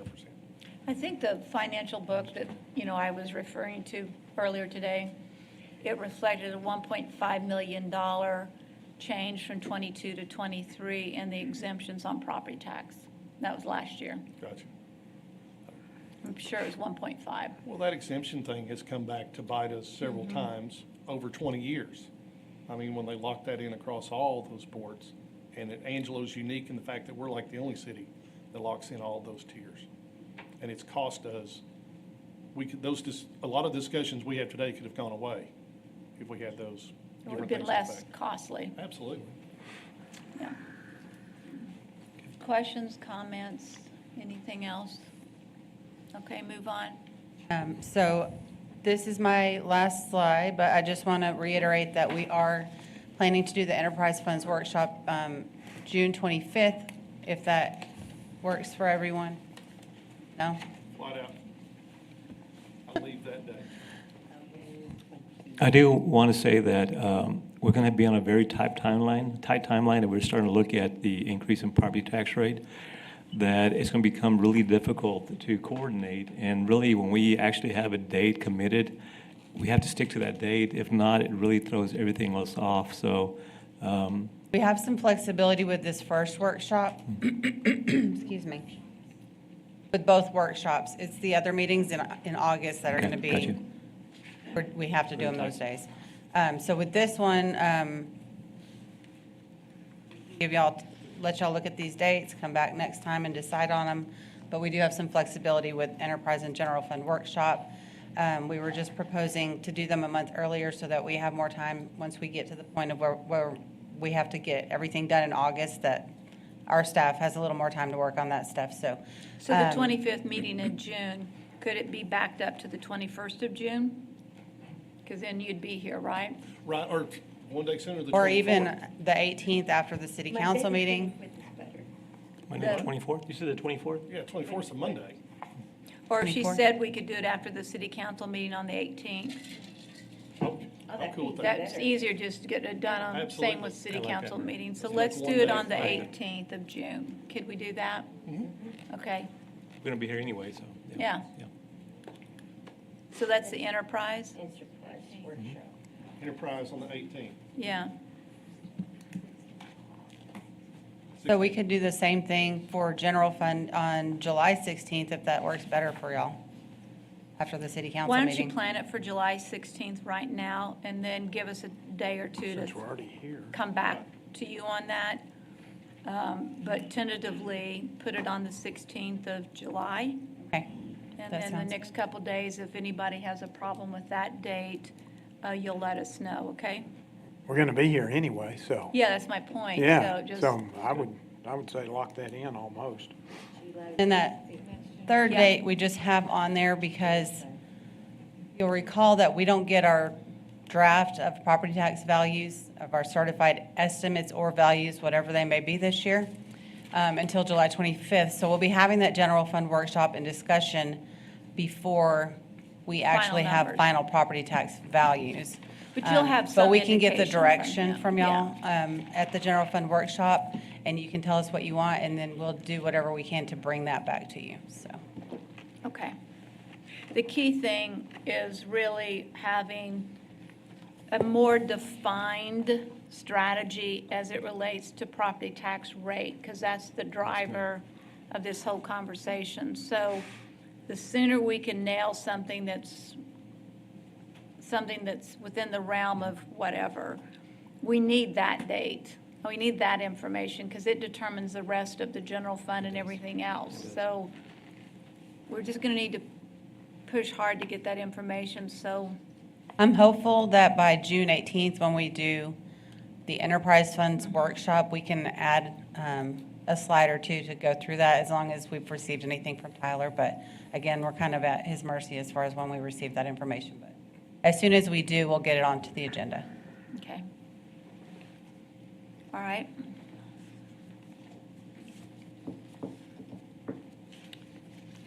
All right, so these tentative schedules have been changed, so that slide's going to be updated.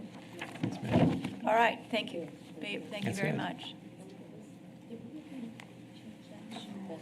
Mayor, that's it for our presentation. I just want to thank all of y'all for assisting and giving us that direction, and we look forward to that next meeting. We're good. Thank you, thank you, thank you.